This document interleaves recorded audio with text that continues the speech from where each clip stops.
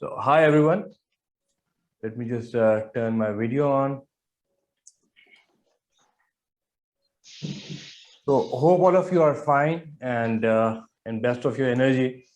Just I welcome everyone, and that's the third meeting of Quantum Leaps, and I declare it open. Everyone is requested to turn their video cameras on and turn off their mics unless they are speaking. Then I would like to hand it over to Mr. President to commence the meeting. Thank you very much, Toastmaster Imran. And you are the one who started the meeting on time. Big round of applause to you.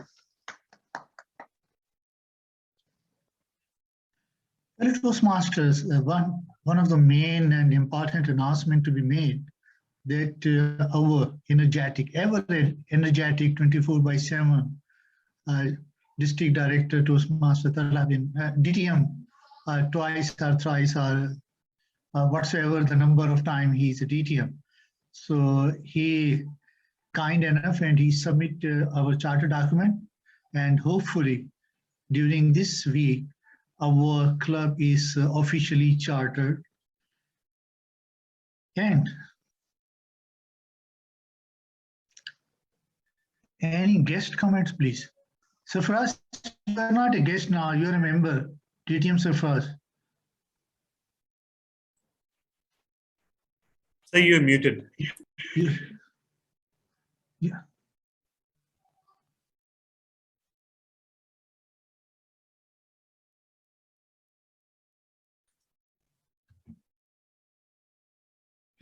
Well, good morning to all of you. Good morning. This is Sarfraz Nazir from Texas. I'm glad to join you for this third meeting.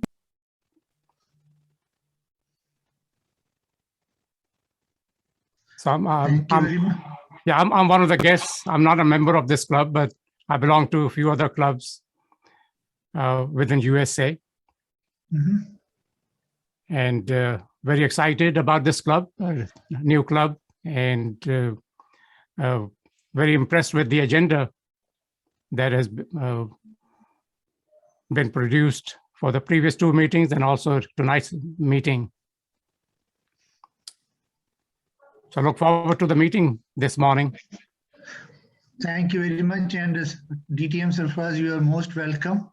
And hopefully you will join someday. Thank Quantum you. Leap. Let me request Swarna, DTM Swarna, could you please introduce yourself? And Hello. What is the time at your place? Yeah, it's noon here. We just passed 12. Good day to everyone, whether we are in whichever part of the world. And I think that's beautiful. If I remember right, is Imran in Canada? Or is he in Pakistan? I'm not sure because I remember him in another meeting.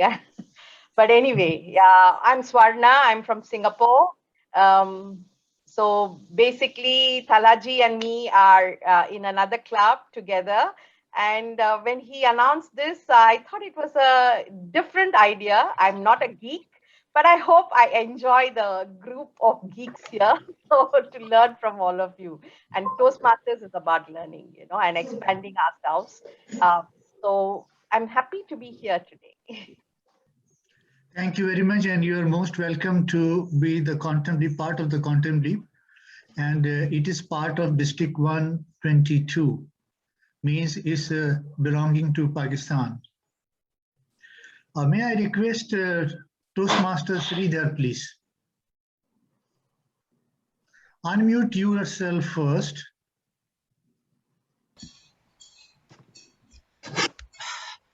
Yes, hi everyone. My name is Sridhar. I'm also located in Singapore. It's just past noon here. It's been raining a lot here. Luckily, my place is a bit hilly and I'm on the mid-floor of my apartment, so there's no flood risk here. The news coming out here of floods in the Indian subcontinent are quite frightening. I don't have any relatives in Pakistan, but I have a lot of relatives in India.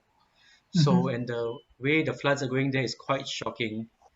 I I saw a blurb about Quantum Leap some time back, and I don't consider myself a geek so much, but I do like science fiction stories.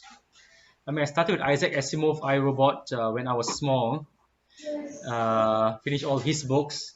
Then lately was more things like Terry Brooks, which is more of magical stuff, not really science fiction, but yeah.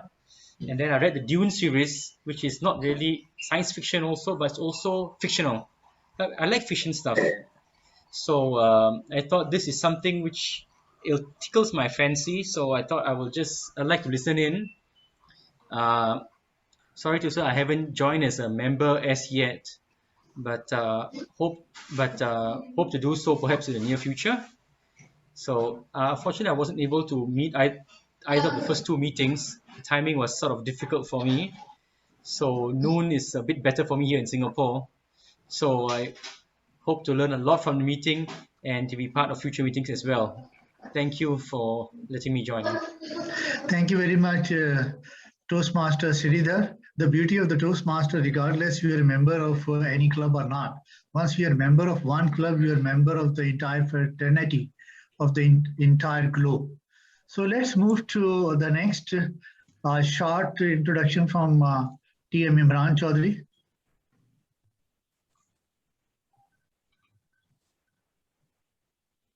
Yes.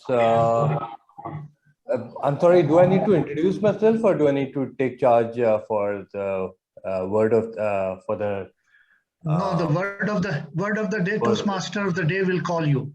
I'm just asking your one-line introduction. Yeah, so sorry. So I'm a member of Karachi Toastmasters Club originally, and I consider myself a geek. I have read all the books Sir Sardar has mentioned, all the authors. And yes, to reply to Suvarna, I was with you in International Toastmasters Club as well. So I'm very eager to get the feel of this whole Toastmaster ecosystem here. And I'm based in Karachi, Pakistan. And I'm hoping to learn as much as I can from all of you guys. It's been wonderful so far. And I expect the journey to be of the same quality or the upgraded one in future meetings. Thank you. Thank you very much, Toastmaster Imran. Let's move to our District Director, Talha. A one-liner introduction, please. I'm a Toastmaster, I'm a chartered accountant, and I'm a proud geek. Oh, thank you very much. So nice of you. Let's move to the Toastmaster, Saira. Sure. So the geeky part about me probably is the artificial intelligence projects that I'm handling these days. So there's a lot of interesting things which are happening in this field. The basic projects that I'm handling is about handwriting recognition and OCRs and some things in healthcare. So that's, I think, the geeky part about me. Thank you very much, Toastmaster Saira. Let's move to Sudarshan, please.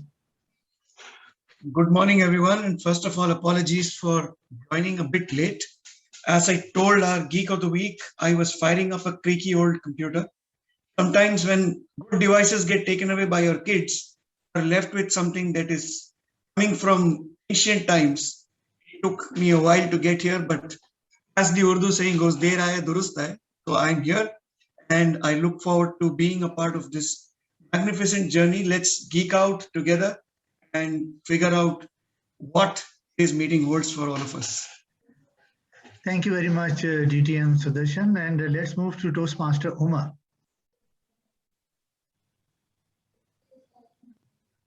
You're muted, sir. Morning, everyone. As far as the geek part is concerned, I was considered to be geek among my university fellows when I was in university. I was mostly busy spending time in the library, but there was less balance in my life. Mostly I was involved in deep in studies. Now I'm also a member of the Toastmasters Club, Rawalpindi Toastmasters Club. and I'm here to learn from all of you. That's all from my side. Thank you very much, Toastmaster Umar. Let's move to Toastmaster Imran. Imran Rana, please. Thank you so much, Toastmaster DTM Saif. I'm sure I'm audible and visible. Absolutely, you are. Okay, fellow Toastmasters and guests, my name is Toastmaster Imran Rana, and I'm a member of Karachi Toastmasters Club, and I'm not a geek. And I just woke up.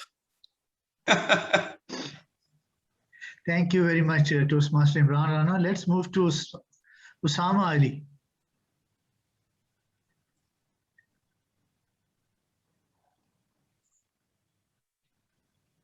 Hello, Toastmasters and most welcome guests. I hope you all are doing well.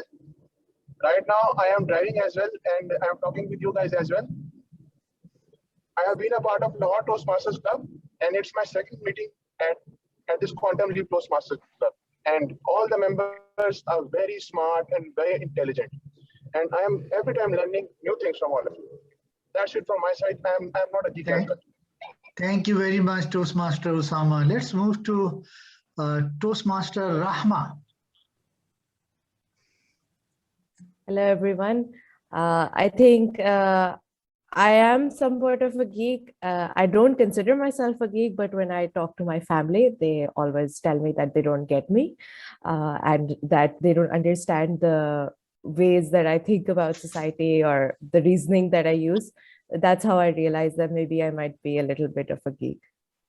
Oh, thank you very much. So nice of you. Let's move to, is any business? Yes, sir. I can. We can just. I can just go through briefly the last meeting's minutes. Please. If you allow. Yeah. Oh, please. Yeah. Please. So our secretary was due to join today, but he hasn't joined yet. But instead, I'll just go through the business. So this about 2 weeks ago, our second meeting took place, and its theme was hyperinflation. The word of the day was contemplation. We had a keynote speech by DTM Cynthia Stott about how evaluation changes a speaker exactly in line with exactly how, according to Heisenberg's uncertainty principle, how observing anything changes it. We had two prepared speakers, Toastmaster Umar and Toastmaster Mubina Rauf. We had a wonderful table topics by DTM Ajay. We also had voting for winners in various categories for the first time. I'll be sharing those certificates on the group sometime later today. That was pretty much it. And as earlier DTMs have told everyone that we filed the charter document and we are just waiting for the approval from Toastmasters in terms of approval for official charter of this club. Over to you, Mr. President. Thank you very much, DTM Talha bin Hamid. Fellow Toastmaster, is any amendment, change or alteration in minutes of meeting read by DTM Talha? If none, the minutes of meeting adopted as a true record of the club. Is any further business? Let's move to our education sessions, and the person who is going to lead our education session today. There's so many common things among him and myself, and I will share one by one, not now. Whenever I will get the opportunity, I will share what is the common things between DTM Sudarshan and myself. And one common thing I can tell you, he knows the culture of Middle East, and me too know the culture of Middle East. So this is the one common thing, and so many other things I will share time to time. He's a benign personality, and he is always available to contribute in his own capacity to the Toastmaster fraternity. Please put your hand together, welcoming Toastmaster of the Day, Toastmasters, rather the DTM Sudarshan. in your big round of applause. Thank you. Thank you. Thank you very much. Fellow Toastmasters and guests, good morning.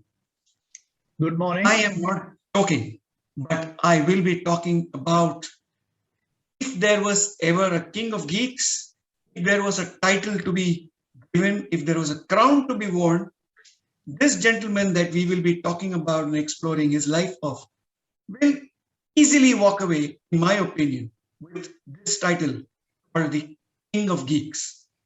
I'm talking about none other than the inimitable Dr. Richard Feynman. I chose this particular geek for a very, very specific reason. And that reason is very, very simply put, his life as a scientist was contributing towards the growth of humanity, towards development of knowledge as we know it. But more than that, his life as an individual is an object lesson for all of us to look at, to understand, to appreciate, and above all, emulate. And the reason why I chose him, because I had a choice of 3 different characters that I wanted to choose. And if opportunity permits me, I will definitely talk about each of them. One was a scientist par excellence called Niels Bohr, who was a maverick in his own respect. Other was Paul Dirac, youngest Nobel Prize winner for physics. And guess what? The day he won the Nobel Prize and he came back to the lab the next morning, his professor tells him, "All right, you won 1 Nobel, I won 2. Shut up and start your experiment." And third was Dr. Richard Feynman, who though by himself never won a Nobel, but the range of contribution that he had from the Manhattan Project to the understanding of quantum physics, to the fact that he dabbled in everything from playing the bongo to learning Portuguese to dabbling in romance pretty much across the world, because he decided that a monoline physics life is not the life that he wants to lead. And that's the reason why I chose this particular theme.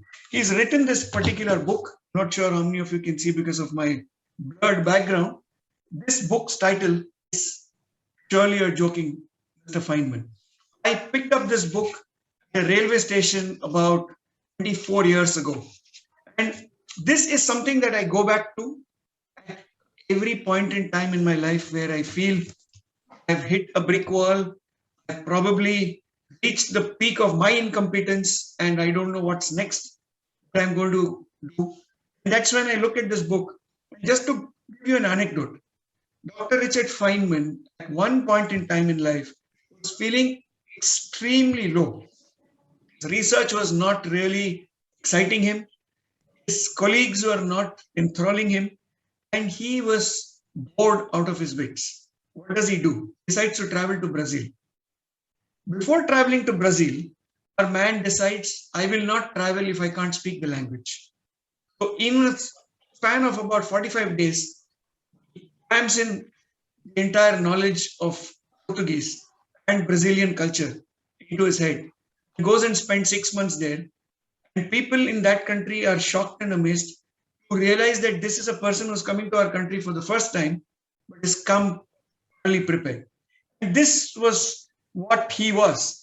And if I was to quote something about him, one of the things that he always said was, I would rather have questions that can't be answered than have answers that can't be questioned.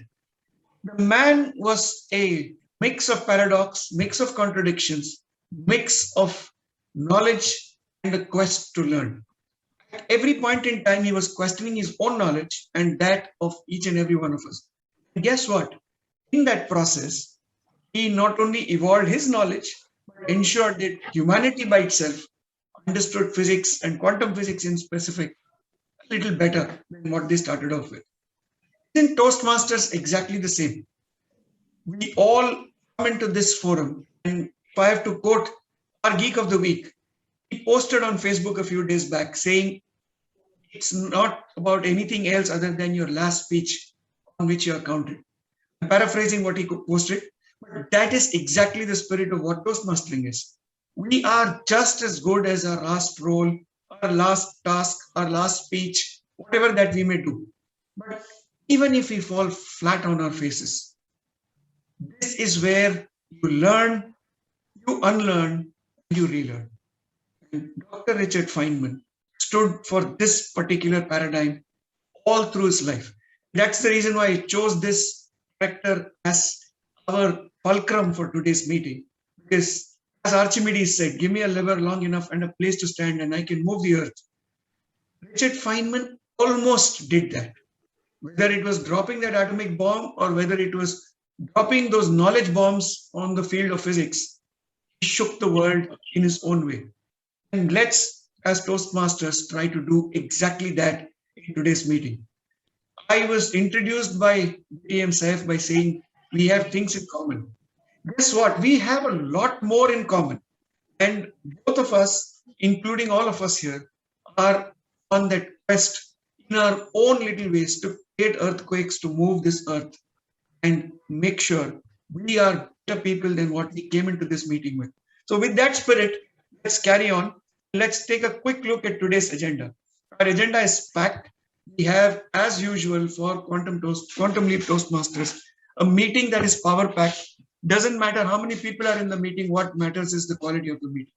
So to help me conduct this meeting in the best manner possible, we will have role players that will support me immensely. First among that is the language evaluator. I would request Toastmaster Imran Chaudhary to take a minute to explain his role in today's meeting. Toastmaster Imran, the stage is all yours. Thank you so much, TM Sudarshan, and for the wonderful message, of course, about Richard Feynman.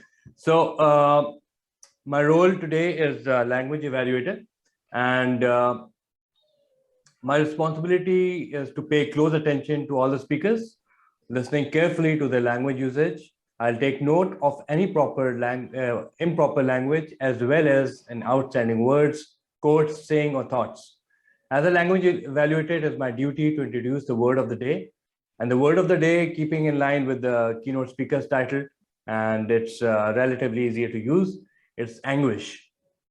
Anguish, which means severe mental or physical pain or suffering, or also being extremely distressed about something. As an example of usage of the word, here are a couple of sentences. She shuts her eyes in anguish, or I spent the next 2 weeks anguishing about whether I'd make the right decision.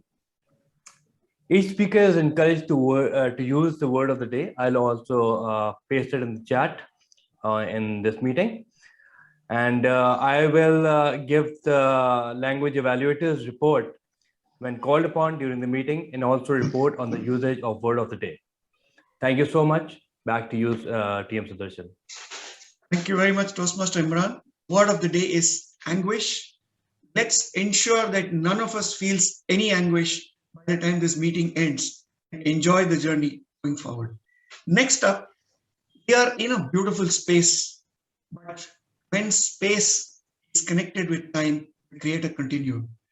To keep us in track of what time is going to be, I would like to call upon our timer of the day, Karna Kalyan, to please explain what her role entails and how is she going to take care of timing for all of us.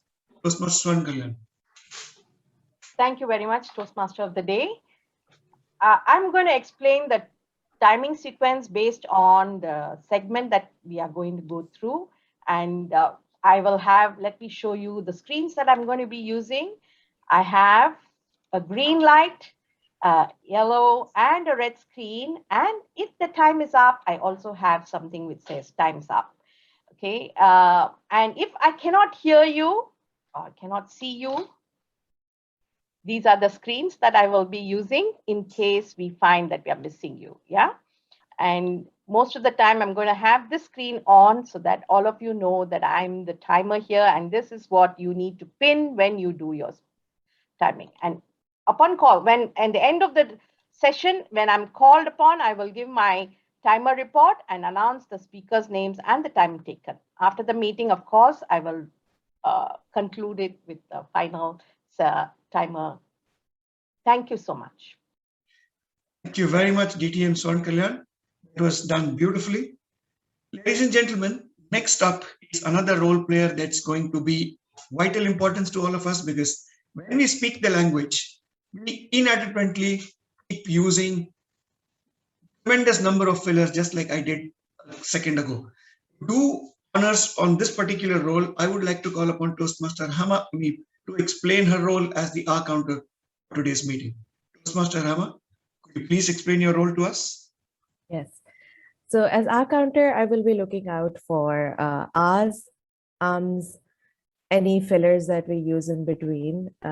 That could be, like, or it varies. Actually, people are very make up very interesting fillers, and sometimes they even use their native language as a filler. So they would say something like "to" in between, which is an Urdu word. So I will be making sure that I count that and then recall that at the end of the meeting. Thank you very much. Ladies and gentlemen, there are 2 doors at front, 2 doors at the back, 2 doors on my side. All of them are now shut. All you need to do is to fasten your seatbelts, sit back with your backs relaxed on your seats, because we are about to take off. 10, 9, 8, 7, 6, 5, 4, 3, 2, 1, take off.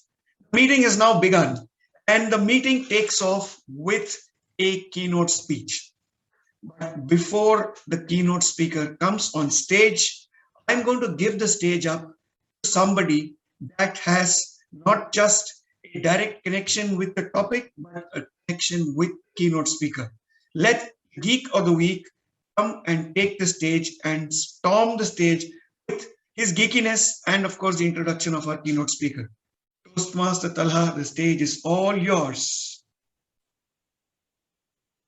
Thank you so much, TTM Sudarshan. But with the apologies, I would like to first go through the Geek of the Week section, if you allow me. So, yeah. So, DTM Suvarna, the time for this section is 5 minutes. Okay. So, everyone, Geek of the Week. This week's Geek of the Week is myself. And this movie called Interstellar is one of the reasons that this club exists. It is one of my favorite movies of all time. And trust me, you have never seen anything like it. Let me take you through briefly what happens in the movie. What happens is there's a father and daughter, and it's the near future. What happens is that the earth is losing its resources, the crops, the food is getting short, and there's a mysterious drought that is killing all the crops. In the meantime, some mysterious signals are received by the daughter in their library through movements in the dust. And she tells her father that these are actually Morse code or some kind of code, and he dismisses her, that don't be stupid, there are no ghosts. And she said that then she takes him with her and shows them, and he actually sees that yes, indeed it is Morse code that is being transmitted through movements in the dust. And those Morse codes are translated into coordinates. When they go to the coordinate, they find out that actually these are the coordinates of a NASA facility, which is actually planning to launch astronauts into space in search of new planets to live. The difference is that all these planets are near another black hole, and you get to them through a wormhole. It's not just from getting from A to B, but actually traversing the universe through a wormhole. So the father takes off despite his daughter not being a fan of the idea. But he takes off. He says that I have to save humanity. The first planet they go to is actually close to a black hole, and the gravity is so high that 7 hours on that planet is 32 years on Earth. So just imagine, they spent 7 hours here and back on Earth, 32 years have passed. The children, the astronauts' children grow up, they become adults, they have children of their own. This is the scene where he is actually seeing his grandchildren nearly hours after he left the Earth, because so many decades have passed on Earth. In the meantime, on Earth, the drought is worsening, the food supply is going away. And this is the iconic image you must have seen many times, and I also use it to launch Quantum Leap. This is the picture of the black hole they emulated for the movie. It's called Gargantua, and this is the spaceship, and this is the planet they land upon. Now, a lot of stuff happens, but once it is decided that the astronaut needs to go into a black hole in order to have some vital information that will enable humanity to reach other planets. It's a long story. It's a long, long story. So I'm not getting into details. So when he goes into the black hole, he finds this. This is actually his time with his daughter spread out in space. So this is time as segments in space. These slats you see are actually passing seconds. So he discovers that he is actually staring into the past, and he's staring into that time when he was with his daughter on Earth. And he is the one actually who sends the signal. Now get your head around it. He is the one who actually sends the signals that are translated into the Morse code. So he is the one who is actually signaling himself that, and he's the one who actually enables interstellar travel. And when he gets back to Earth after completing his journey, guess what? He again meets his daughter. This is his daughter.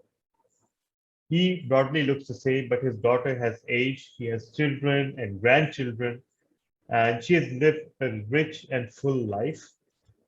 And the daughter sends him back again into space, and she tells him that you need to save humanity. You need to inhabit different planet so that humanity can move off the Earth. Now, what's most special about this movie is that most of it happens not on the screen, but inside your head. You won't be able to understand it the first time you see it. There are sites dedicated to decoding this movie. These are diagrams such as this, which explain the timeline, but you won't get it the first time. Perhaps you don't even get the second time. But I strongly encourage everyone to watch this movie, because if you don't watch any other movie in your lifetime, you've got to watch this one. This will open new doors of thinking to you. The overarching theme of the movie is that no matter what the distances are in space and time, the connection between a father and daughter can transcend space and time. Think about it. It's a faster than light connection. It's a connection that travels through wormholes even faster than light can travel. So I strongly urge, and in fact, if someone wants, I can share this movie with them as well. So with that, I hand over the charge back to our Toastmaster of the day. And yes, and I believe I need to introduce our keynote speaker. Yes, carry on with the introduction. Thank you so much. Thank you so much. So, how many of you have seen the movie Frankenstein's Monster? Okay, great. So Toastmaster Rahma Unil is one such person who can be termed as Frankenstein. And where's her monster? Her monster is speaking to you right now. Are you confused? Let me clarify. Toastmaster Rahma, when I joined Karachi Toastmasters Club about 5 years ago, Toastmaster Rahma was one of the persons I looked up to, and she still is. She was not my formal mentor, but I learned a lot from her speeches. And then She was elected the VP Education of the club, and I was the VP PR. And after 3 months, she had to quit the post because she was engaged in her studies, and she nominated yours truly as VP Education. So little did she know that she was creating a monster, because then I became VP Education, and the next step was president, and then club group director, and then PQD, and finally district director. But all that goes back to Toastmaster Rahma's initial contact with me. And she's part of a Toastmasters family too. In fact, her father is a distinguished Toastmaster. Her sister is a Toastmaster. And if a sister had not existed, I don't know where she would draw the material for half her speeches. She is an inspiring personality. She is a geek, first of all. She is studying psychology, and she has a profound and deep opinion on virtually anything you can ask. She is a poet, she's a slam poet, she's a writer, and God knows what else. And today, she will be enlightening us with her keynote about troubled people and how we can think or work ourselves out of the low phases of life. So everyone, please put your hands together for Toastmaster Rama.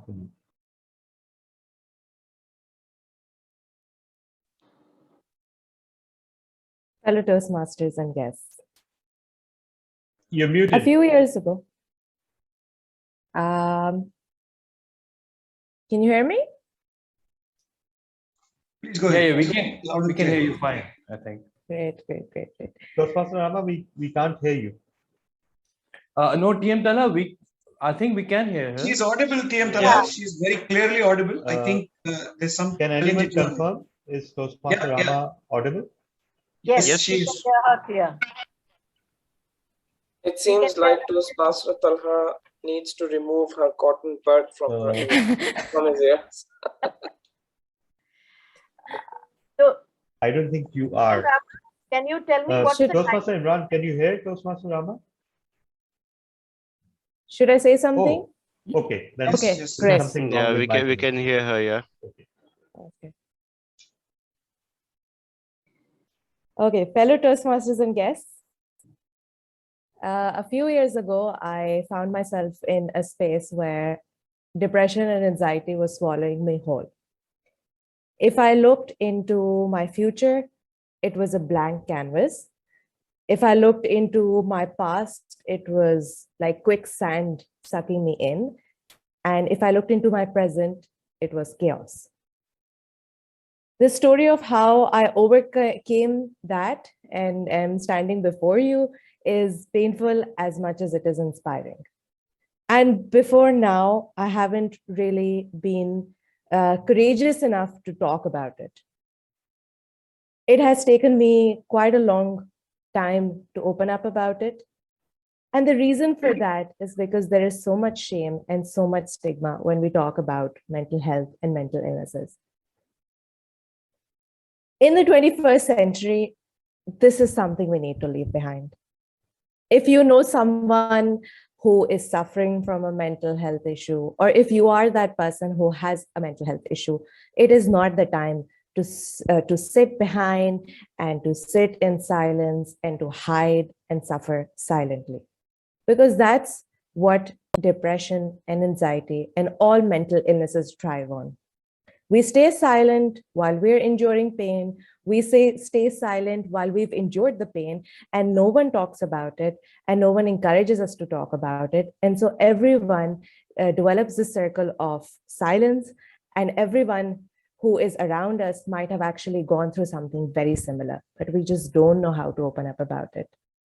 In the 21st century, it is so disappointing to know that we have so many resources and so much support, and we are still not talking about it as deeply and as impactful a way it needs to be talked about.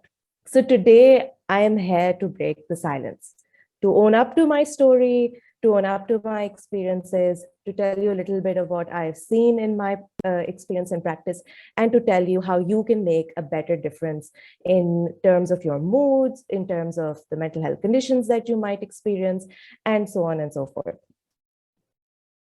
So mental health is something that when we think about, it happens, the image that comes into our mind is of someone who is not able to function, not able to talk, and is quote unquote, which is something I don't like to use, but crazy.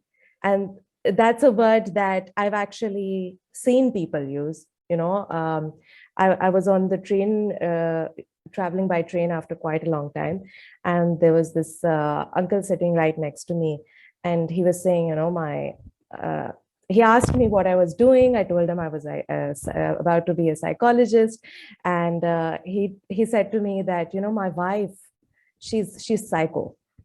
she's psycho. And he told me this long story about how his wife was psycho. And at the end of that story, I realized that the problem was him, but I didn't know how to tell it to him. And I didn't know how to tell him that using the word psycho is quite not a good thing. Well, what I'm trying to tell you is that, you know, we use these words. We have this image of someone who's crazy, and that's not how it is. Mental health is such a big spectrum. When I say that I was mentally ill, and when someone else says that they were mentally ill, there's such a big spectrum. And I think I want to screen share at this moment to give you a little bit of idea of what I mean by that. Toastmaster Tala, can I have access to screen sharing? Yes, you should have it now. Okay, great. Okay, so can everyone see this? Yes. Yes. Okay. So one way that we categorize mental health is we cluster it. There's a famous clustering tool in which you can put, you know, this is for healthcare. This is for healthcare professionals to actually understand, okay, this person is coming in. So how do we understand how mentally ill they are? So common mental health problems are things that we suffer from on a daily basis. What DTM Tala was talking about at the beginning. So things like low moods, insomnia, procrastination, things that we go on from on a day-to-day basis. That's something we qualify as common mental health problems. And I think everyone over here has gone through something or the other. Depending on the severity, you categorize it as something else. So, you know, you will begin to see after I share this that the severity, the intensity, it impacts the care that you give, it impacts the level of disability a person might have, and it might change the way you view the person and treat the person, because it helps you understand that it is not something, you know, there's not a one size fits all diagnosis that you can put on someone. It is a wide spectrum, and it is very important for us to understand the layers behind it. Then we have non-psychotic illnesses. Now, non-psychotic illnesses have this whole category of mood disorders, in which we have anxiety and depression. That's something that I would place my experience as, and that also happens on a scale. So moderate severity, severe severity. Non-psychotic means you're not having hallucinations. So hallucinations are experiences where we experience things which aren't really there, and our reality becomes distorted. So that is something that is in the psychology textbooks defined as a psychotic episode. And that is actually, you know, when you look at the movies and you look at the traditional stereotypes, when you say someone's mentally ill, this is the image they paint. They paint the image of someone who's had psychosis, someone who's had recurrent episodes. But even within psychosis, there is a wide variety of spectrum. So you have people who've had their first episode and who are actually functioning quite well. And the severity of their episodes differs, and the severity of the hallucination differs. So, you know, you can't really put that image onto someone who even has psychosis. Then we have cognitive impairment. Cognitive impairment includes people who have dementia, Alzheimer's, aging-related issues. That is also put into clustering, this type of cluster. And then we have two other things that I have put into this clustering tool just for our understanding. and that is behavioral disorders and developmental disorders. Just to give you an idea that when you talk about mental health, this is what we need. So behavioral disorders, you might be familiar with the term ADHD. So that comes under behavioral disorders. So children have difficulty regulating their behavior, regulating their attention. That is what we qualify as a behavior disorder. And then we also have developmental disorders. Those include things like autism, where people have difficulty, impaired and difficulty in engaging with social interactions and with people. That's just a little bit of idea to show you that things happen on a spectrum. But even when you talk about anxiety and depression, there is a spectrum within it. So, when let's say that I know someone who has anxiety. Now, one person might be having symptoms such as they're not able to leave their house. They are having regular panic attacks. They are not able to function properly. And then we have someone who's on the spectrum where they're functioning really well. They're doing the responsibilities. They have occasional panic attacks and things are manageable. So even within anxiety, even within depression, there is quite a big scale. And sometimes we actually fluctuate between those scales and don't, it's not as clear cut as we think it is. So just to transition on to some of the figures for us to get a better understanding of the mental health landscape, but also the things that impact us and impact the reason why, a lot of people here are listening quite closely, and I can tell that they have the understanding of mental health and they want to know further about this, which means that, some of you have actually experienced this firsthand, or some of you have loved ones who've experienced this. And then it begs the question that, why do people not get the help that they deserve? And one of the biggest reasons is there's the study by King's College London, and they did a study on 90,000 people or in different countries. And what they found out is that the major reason why people don't receive treatment or care or don't go for therapy is stigma. And stigma and shame is so pervasive. And I think one of the ways I can, tell you my first-hand experience about it is that a while back, I wrote a very small post on my Instagram about how I was coming out of therapy and I was feeling really great. And I had gone through anxiety and depression. And to me, because I've started talking about it so openly, it's become such a second nature thing. But I received like a panic phone call from my mom. And even though my mom is quite open-minded about mental health issues, but she called me and she said, your aunt called me and she said that there's this post online and she's saying that you're talking about some anxiety, some depression, and I think you should remove the post. So I said, Mama, why should I remove the post? If I'm talking about anxiety and depression and she doesn't know, that's her problem. Why should I remove the post? She says, no, beta, you will not get proposals like this because, I am feeling quite ashamed because why did she talk to me about this? Why did she discuss this with me? We don't talk about these things in society, which is quite actually interesting, and it actually made my resolve even stronger. So then I started posting more frequently about these things because I realized that the stigma actually is a real thing. So that's one of the biggest barriers. But in general, just to give you the figures on mental health, the World Bank predicts that with mental health, when it comes to developed countries, there's a lot of progress. We've made a lot of progress in terms of mental health. But when it comes to developing countries like Pakistan, we are struggling a little bit, and 75% of the population does not receive the care that they deserve.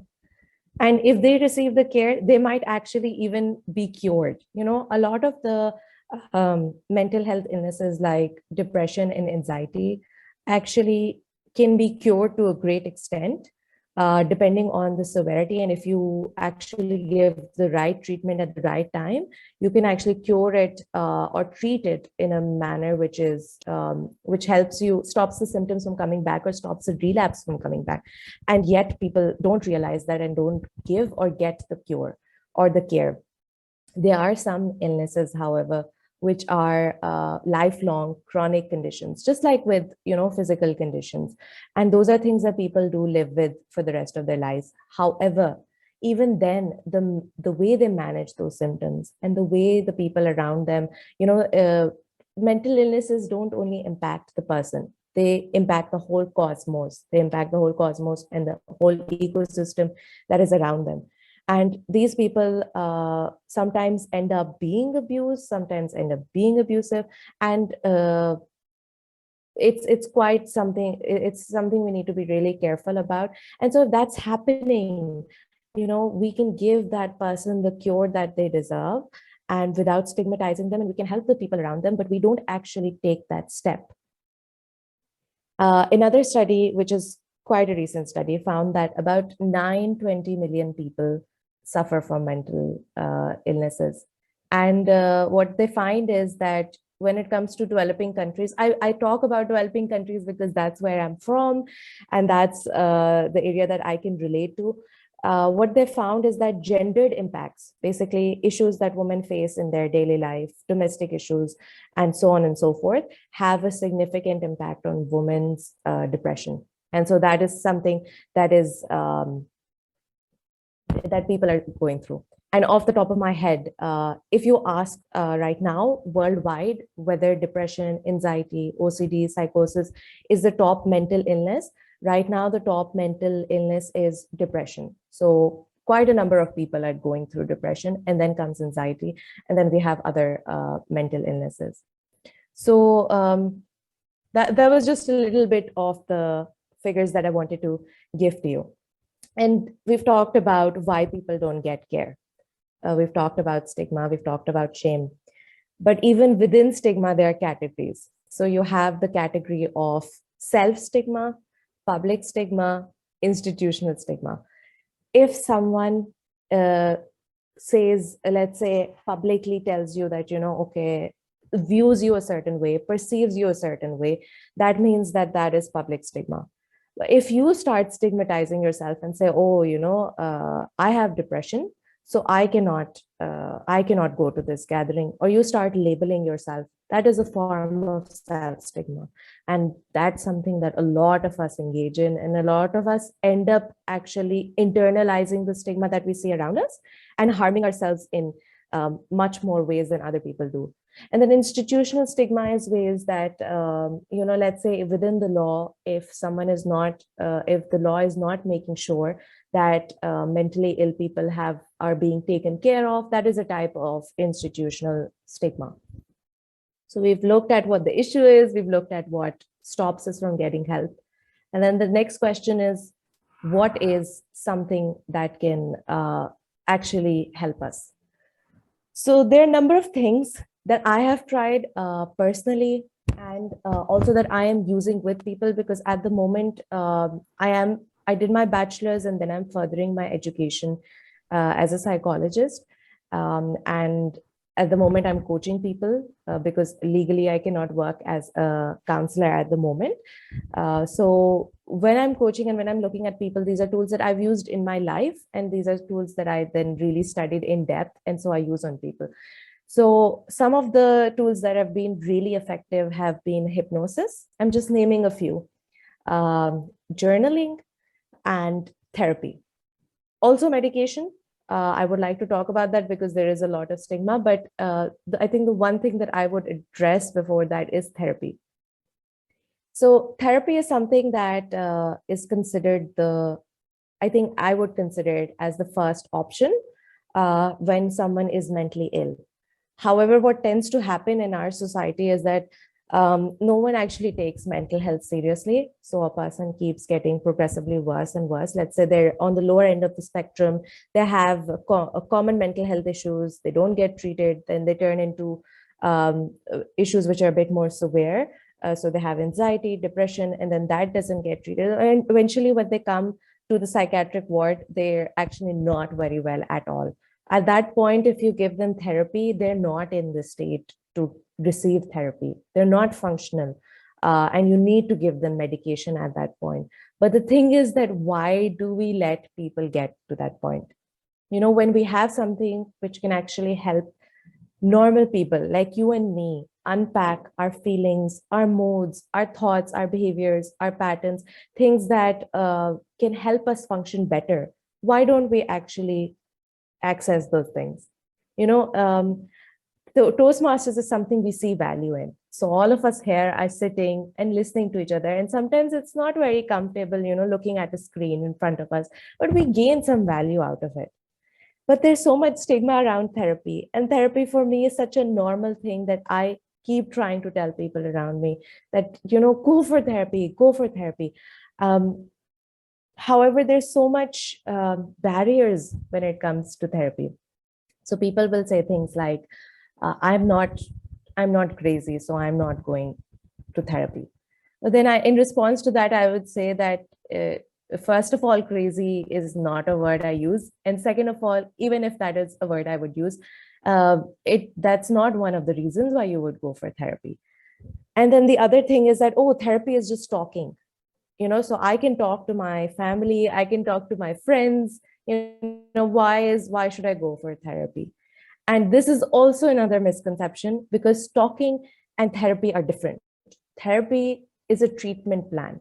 Your therapist is a qualified person who has seen patients go through your spectrum or a different spectrum of mental health issues, and they can identify exactly what needs care. They're able to ask you reflective questions, able to deal with things in a way that, you know, they know, okay, if I say this thing is going to trigger this person. And they offer you a safe space without biases in a way that your friends cannot. You know, it's virtually impossible that someone close to you is able to offer you an objective point of view. They can try, but somewhere or the other, you know, some opinion seeps in and you feel like, oh my God, this person doesn't understand me. So those are some of the reasons why therapy, I feel, is very effective. It's quite a blessing if someone is going for therapy. And I'm always, you know, celebrating whenever I see someone take that first step. That's one of the major things. But just to touch upon medication before we wrap up, medication is something that is a viable option. It's something that we should consider, especially because there has been a lot of advancement.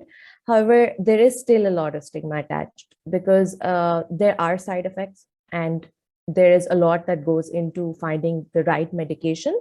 You actually need to, you know, when someone has depression and you give them something called an SSRI. So it's a fancy term. So those type of medicines, they take some time to work. And sometimes what ends up happening is that the patient gets worse before they get better. And it might take 3 weeks to set in, 2 weeks for the medication to set in. So people are really impatient, but they need to be patient and realize that medications take some time. You need to find the right mix. You need to be careful when you're tapering off the medications and not go like, oh, you know, I am now leaving these medications. So that's just a little bit of what I wanted to share with you today. And just to wrap up, I would like to share with you a glimpse of, you know, after I'd gotten much better and I had recovered, I was sitting one day and I was feeling really, really happy. And I hadn't felt happiness in a long time. And I'd actually not realized that I had lost so many years of my life not experiencing happiness. And I thought to myself, A, why did I suffer for so long? And B, I will never let anyone suffer for this long. So with that, I would like to open the floor for questions.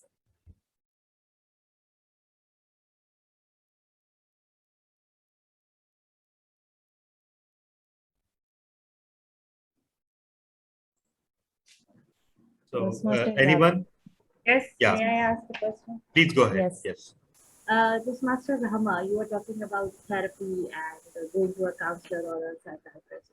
I want to know, because because I have been dealing with these certain issues that when it comes to our faith and our religion, the therapists we are dealing with are not trained according to our beliefs and our religion. Most of the psychologists we have in our mainstream hospitals, and they are the conventional therapists who have studied through the Western technologies or the Western medical sciences. And I want counseling. Of course, I need mental counseling, and people around me also, but I want it in line of my beliefs and my religion. So do you have any remedy for that, or are there any Islamic psychologists or Islamic counselors available in our area? Okay, that's quite an interesting question. You know, it's not only Islam. Actually, there's this whole breed of faith-based counseling, which has opened up because a lot of people who consider themselves as religious, so if they're Christians or Muslims or Hindus, they feel that they need a counselor who understands their faith and their background. So now what started happening is that all over the world, it's not something which has come to Pakistan. There is something called multicultural counseling. So they are really sensitive to our beliefs and our culture, and it's very easy to find someone who will actually understand you. But even in Pakistan, there has been quite a lot of work and outside of Pakistan on Islamic psychology. So there has been an attempt to actually try to integrate religion with psychology. And there are a few people who I am aware of and who practice and who say that, you know, we are Islamic psychologists and we try to bring in the faith and be sensitive to the faith. So you just need to have that network and you will be able to find out someone. Toastmaster Jahazeb Shah. Right, thank you so much. Dr. Rahma, I missed the initial part of your presentation. I have someone who is struggling with the mental illness, but that person thinks that if he goes into the medication and therapy, and especially medication, after going to medication, that can't be reversed. So that is what people think, that if they are put on medication, they will be lived with the medication throughout their lives. So is it possible that, is it a myth, or it can be reversed, that they would be better, they would be out of medication, and something like that? Okay, good question, Toastmaster Janzev. And also, I'm not a doctor at the moment. I would love to reach that level of getting a PhD. So your question is that, is it reversible? I think the question to ask this person would be, do you want to get so mentally ill that you're not able to reverse it? Or would you rather have put yourself on a course of medication, which might actually give you the cure to your illness? The thing with medication is that, yes, psychiatric medications do last quite long. But by quite long, I mean, you can also taper off within 3 to 4 years or 2 to 3 years. So just like chronic medications, there is a proper course. However, depending on the mental illness, it is very easy and it is very doable to taper off medications. This is a myth and it is not something we should fall for. But yes, once you start medications, in terms of reversing, it's just that you need to maintain and not leave the medications, but it is easy to taper off. I've tapered off from a few medications, so I have that idea that it is completely possible. It is. Toastmaster Osama. Thank you so much, DTM Talha bin Hamid, for giving me a chance. Well, first of all, Toastmaster Rahma, hats off to you for giving an amazing presentation on mental health. There's one of my questions as well. Just 7 months back, I was totally messed up in my life and I was thinking there was no purpose in my life. I just had consulted with a psychiatrist, and there was a 1 hour consultation call between him and me, and he advised me to take a medication. Okay. I just checked about the medication on the internet after our consultation, and it was written in the side effect of the medication that if you take that medication, then you will have to take it as long, and there will be no deadline. So I didn't took the medicine. I was just doing the counseling sessions, and now I'm all right. Well, the purpose of telling you is that there is one of my fellow family member, and he is taking medication from around 8 years right now, from past 8 years, and he's totally well now. But right now, if we don't take medicine, then there are mood swings. So what is your opinion on that? Okay, so my opinion on that is that is something that happens because your psychiatrist, the psychiatrist you have on board, needs to have a plan in mind. And if you have a good psychiatrist, they will help you taper off. But there are two things. Maybe it's possible that your mental illness and his mental illness are not of the same scale, and you got help through therapy and he needs the medication for longer than thought of. But it's also possible that he took it for longer than needed, and he did not explore other options like therapy, which he needed to explore because, as I said, medication is not the only option. You know, sometimes medication solves the symptoms, but you need to get to the root of the issue, and maybe he hasn't addressed that, and that's something that therapy helps you address. So being careful and, you know, not looking at medication as the only solution, I think that's the way to solve this issue. Thank you so much for giving such a nice opinion. I would like to add one thing there as well. What I have experienced in Pakistan, I don't know about the other countries, that in Pakistan, the psychiatrists, there are, you can say that thieves. That's a harsh word, by the way. But whenever I have gone whenever I've gone to appointment with one of my fellow family member, with a psychiatrist, I always say to the psychiatrist that he is totally well and okay now. And he just says to me, "Are you doctor or I am the doctor?" I am saying I live with him every day and I know him very well than you. You are not living with him. And he just says to me, "You are not the doctor, I am the doctor." And the purpose of telling you is that every time I go with my family member, he used to charge 3,000 rupees PKR every time the fees, every month. And apart from that, the medicine is separate. Okay, actually, you found a quite reasonable psychiatrist, because psychiatrists now charge starting 5,000 fees. But the thing is that Pakistani psychiatrists and psychologists have a lot of work to do. I do think that there is, yes, you might encounter people who are not very qualified and who are not giving you the right treatment. Just be careful. But if you know who to look out for, you will definitely find quite qualified people as well. There are people you just need to ask around and have the right contacts. I think Toastmaster Navita has a question. Yeah, I don't have a question in particular, but I just wanted to share that I've been diagnosed with PTSD back in 2020, and I was on medication. Plus, I also took clinical psychologist sessions as well. So I took medicines for 3 to 6 months, and you can easily, if you have a good psychiatrist, you can taper it off. But you don't actually have to compare two patients or two persons in similar, because everyone's life is different and everyone's symptoms are different. If you don't know from where it's coming from, maybe it's from childhood, maybe it's any trauma that's been happening, because it's like it starts from fear to anxiety to aggressiveness to agitation to depression. So it's quite a ladder. So a person doesn't know from where it's coming from, but a psychiatrist knows where it's coming from. The medicines are basically according to the symptoms, not according to the label of the disease. So just a little input, because I worked in psychiatry and I've dealt with a lot of patients. And yeah, I myself has been on SSRIs for 6 months. So yeah, that's all. Thank you. Thank you for sharing that, Toastmaster Navita. Thank you. Toastmaster Imran, quick question, last question.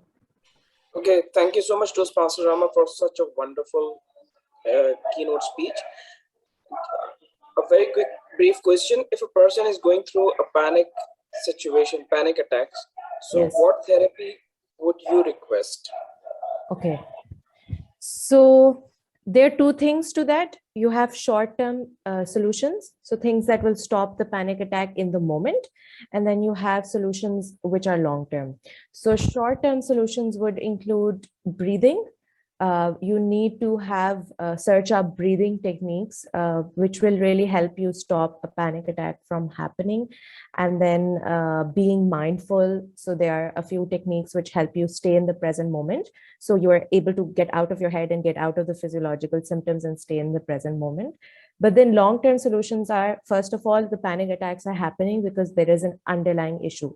So if that person is going through an anxiety disorder, or if that person has some sort of situation which is constantly triggering them, you need to get to the bottom of that and help that person get the right treatment. And secondly, like just get to the bottom of the triggers. So sometimes anxiety attacks have a pattern, sometimes they actually, mostly anxiety and panic attacks are two different things, but panic attacks have a pattern. And you will realize that, okay, when I go here, I have a panic attack. When I'm in this place, I have a panic attack. So you list down the triggers and you find out the ways in which you can avoid those places, or you can get to the bottom of why these things trigger me. So you need to do a little bit of in-depth work, which I would recommend doing with someone who is qualified. Thank you so much. And everyone else, if you have any more questions, feel free to share them via private message with Toastmaster Ramani. And with that, it's back to our Toastmaster of the day, DTM Sudarshan. Thank you very much, Toastmaster Rama. And at a personal level, from the bottom of my heart, this is a heartfelt thanks, because I needed this. There is something that I am going through personally, and this talk today has enlightened me in more ways than one. So heartfelt thanks. And this is something, as Toastmaster Rabia mentioned, can comprise an entire Toastmasters meeting. And even then, you would be none the wiser, because ultimately the machinations of our mind is something that nobody understands clearly. And we can only hope that we come close to getting hold of this beast called our mind. And rightly so, it's been called the monkey mind, because it keeps jumping all over the place. And the day you figure out how to control this monkey, life is really beautiful. So thank you very much once again. And I will definitely give kudos to Talha for discovering this talent and sharing it with all of us. So thank you very much, Toastmaster Talha, for taking that effort as well. Thank you.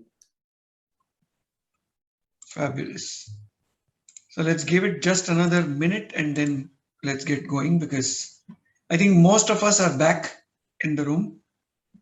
Only Toastmaster Navneeta is missing from the guests that we had. So in the interest of time, let's keep proceeding further, and let's hope that the rest of them join back. So once again, let me quote Dr. Richard Feynman. He said, and I quote, "Nobody ever figures out life's mysteries. But it doesn't matter. Explore the world around. Nearly everything is really interesting if you go into it deeply enough." This is so apt and appropriate for the next segment that we are going to embark upon. This segment is where individual speakers take a look at a perspective of life itself through a structured speech which aligns to their objectives of a particular path that they are choosing to work on.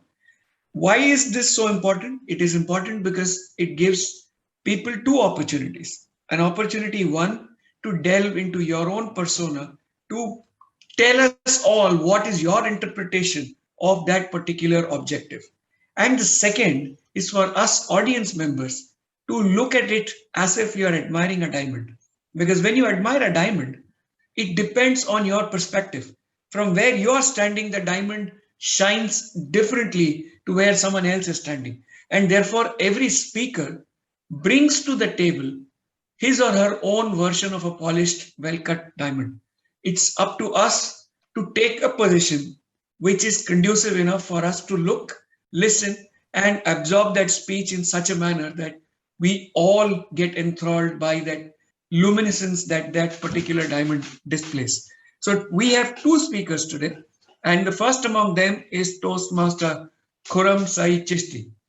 Now, Toastmaster Khurram is speaking from the motivational strategies path.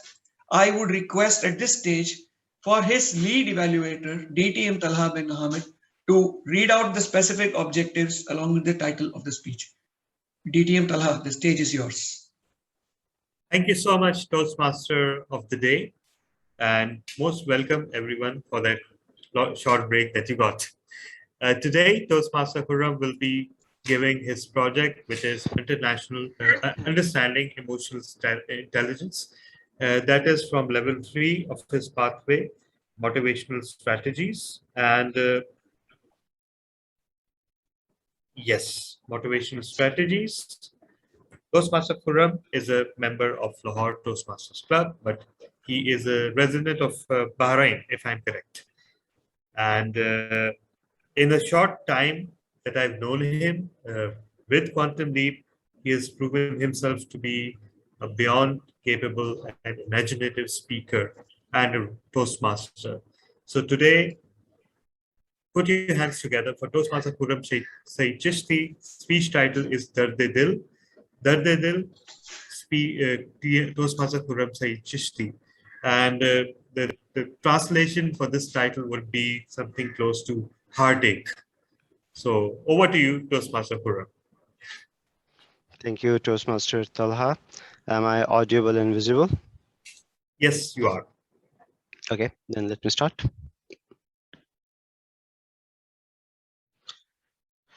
You'll do as told, and I know best, and don't tell me what to do. Fellow Toastmasters, how you will feel if your colleague, your peer, or your sibling told you to do something in this manner? Bad? Definitely not good. But have you ever thought that why you feel like that? The answer lies in a very important connection. The connection where we understand the opposite side of it in a very well manner. We do understand that how we are different from animals, how we are superior from them, how we are better from them. But can you tell me how we are similar to animals apart from the biological similarities? Any one of you?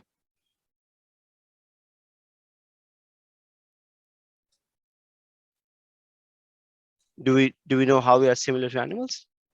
Yeah, I think a lot of our cognitive functions, motor functions are similar. We just have a frontal lobe that's different, and everything else is pretty much the same. Yeah, so that cognitive functions are similar. Again, it's more of a biological similarity. I would add we feel and they feel as well, right? So emotions, fellow Toastmasters, and your answer is absolutely correct. But let's think today about emotions. Emotion is something that the whole universe connecting each other part with each other. A poet once says, and that lies the title of the speech, दर्द दिल के वास्ते पैदा किया इंसान को वरना अतात के लिए कम न थे कोरो बयां, means the human have been created for love and compassion. Otherwise, angels were far better for the obedience. Fellow Toastmaster, emotion is one thing which is all around us, even from a housefly to a very complex creation of the god humans. Now, developing over that, I would say that today my topic, Dard-e-Dil, which is, the love and compassion of the heart, and talking about the understanding of the emotional intelligence, it might have gone with you as well, that you are taking a right decision. You're taking a right decision, but the things doesn't went the way it should be. And you're saying that what I did wrong, I'm taking a right decision, but it happens, and it happens with me. The old me of 3-4 years back, once my boss went on vacation and he made me the acting head, and I become the best boss ever. and I will fix everything, and I will make everybody in straight line. Don't move, okay?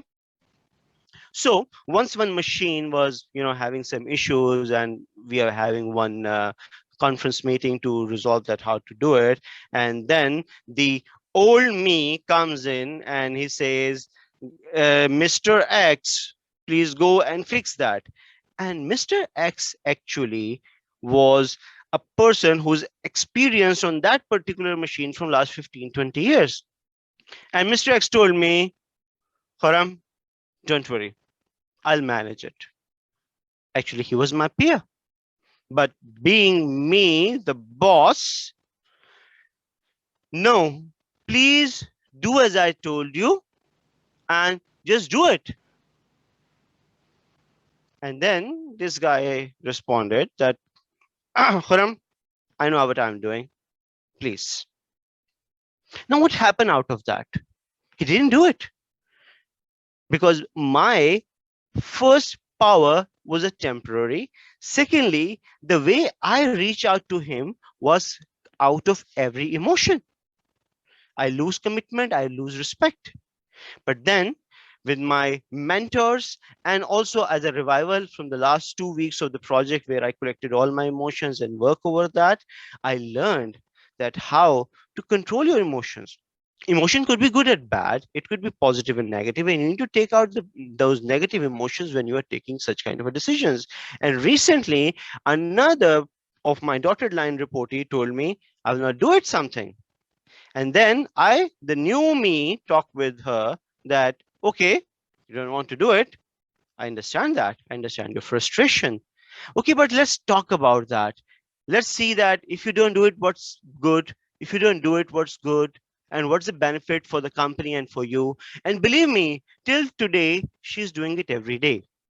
So what I'm trying to emphasize here, fellow Toastmaster, that we are governed not only by the mathematical decision making, we are governed by our emotions. We need to take a part where we need to take out those emotional parts into positive ways and remove those negative things, use the motivational. And I want to emphasize today on empathy. Empathy is where you put yourself in others' shoes, feel what they feel, understand what they are, feeling, going through, understand their pain, and listen them by your heart. Now you'll say, Khurram, come on, heart doesn't feel. It's an organ. It pumps blood. I'll tell you today something. A heart is a very special word, because heart have ears with which it can hear, and hearing from the ear of heart is an art. So fellow Toastmasters, that empathic listening art is something I want to give you back today. My understanding of emotional intelligence is to empathically listening from my heart, take out what is not good to drive a decision, and to take the emotions where it is necessary to. Thank you very much. Over to you, Toastmaster of the Day. Thank you so much, Toastmaster Khurram. And for starters, I will be delivering my evaluation.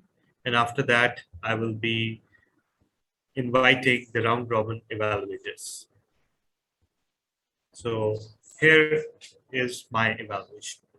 So Toastmaster Khurram, about your speech title, it is very absorbing and very, it piques the curiosity quite well, but perhaps it would not land too well with someone who's not familiar with Urdu language. So maybe you could consider retitling your speech for one. You had a very absorbing start. You came close to the camera, and you made a major impact by doing that. So wonderful usage of the online video forum. You had extreme confidence from the start, You were absolutely sure about what you wanted to talk about. You appeared well rehearsed, well practiced. Although that was your speech had a casual tone, but behind that we could all see that you had everything mapped out. You involve the audience through a question, and that's always a wonderful idea, especially if it's a rhetorical question like this, which actually makes us think and forces us to reach inside ourselves and come up with an answer. So congratulations on that. You use a very beautiful phrase, we feel as they feel. Very, very imaginative use of language.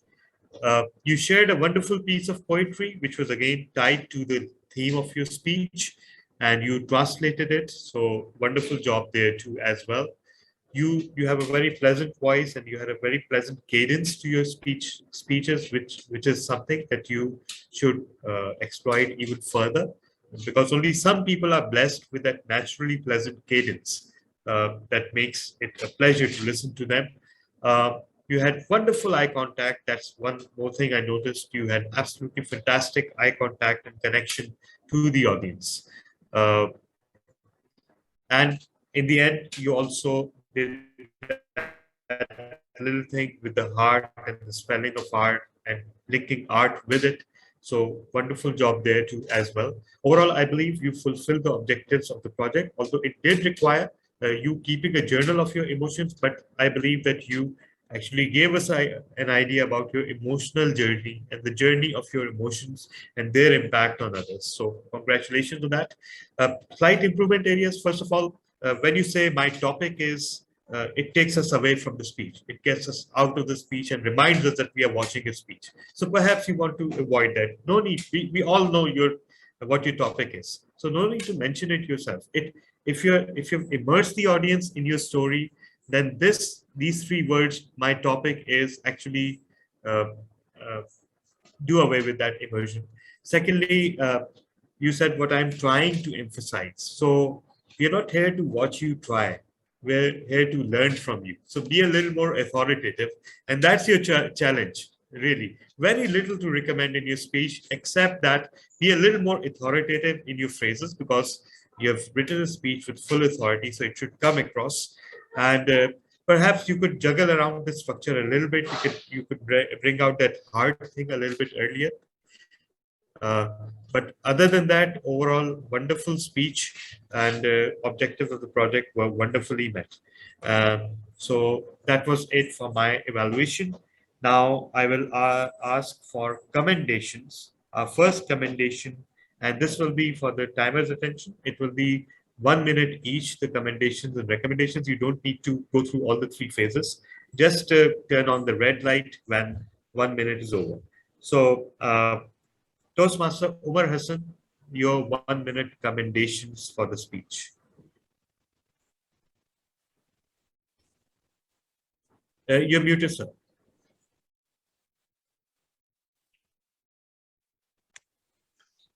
Congratulations, Toastmaster Khurram, for delivering this amazing speech. I would say you master the art of using your body language. The way you started, coming closer to the camera, and giving a speech on the virtual mode is not easy, while showing your hand gestures and body movements. You did it so well, especially when you were taking different roles and your voice modulation with the role of your boss and your colleague. It was so good. And the prop you used for the heart to explain the ear art part, that was icing on the cake. It was really good. And the way you were delivering the poetry, that was also one of the best things I like about your speech. Overall, excellent speech, Toastmaster Khurram. That's all from my side.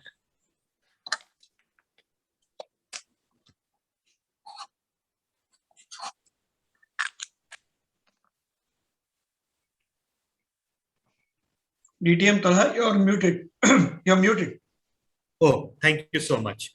Thank you so much, Toastmaster Ora. Our next commendations are by DTM Suvarna. So I will be timing DTM Suvarna for you. No worries there.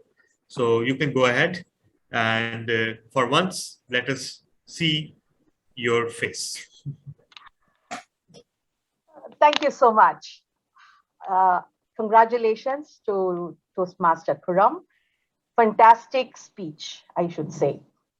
They say communication is about how you make a person feel, what they see and what do they hear. And today you did a fantastic package of all of it, using the virtual screen so well and taught us how we can use the small screen that we see very beautifully done. Great job on that. Body language, I was told recently, was 97% of communication, and you did it perfectly well there.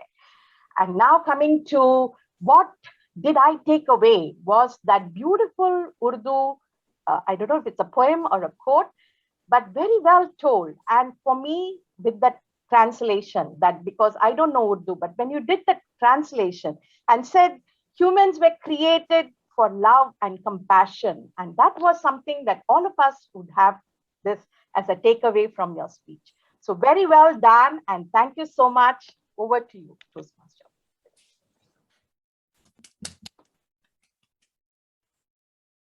Thank you so much, TTM Swarna.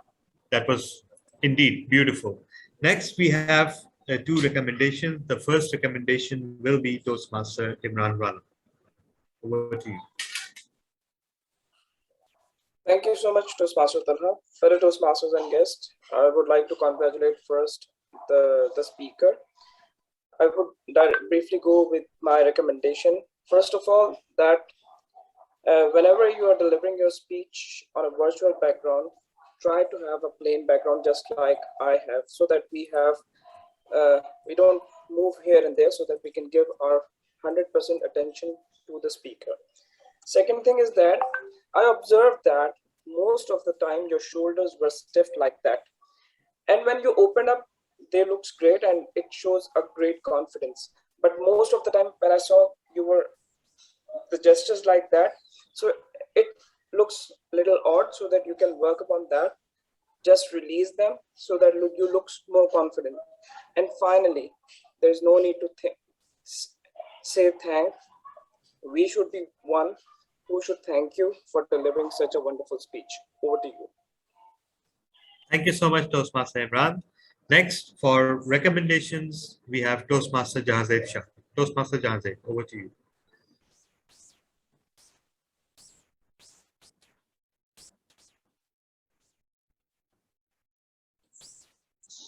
Right, thank you so much, DTM Tala.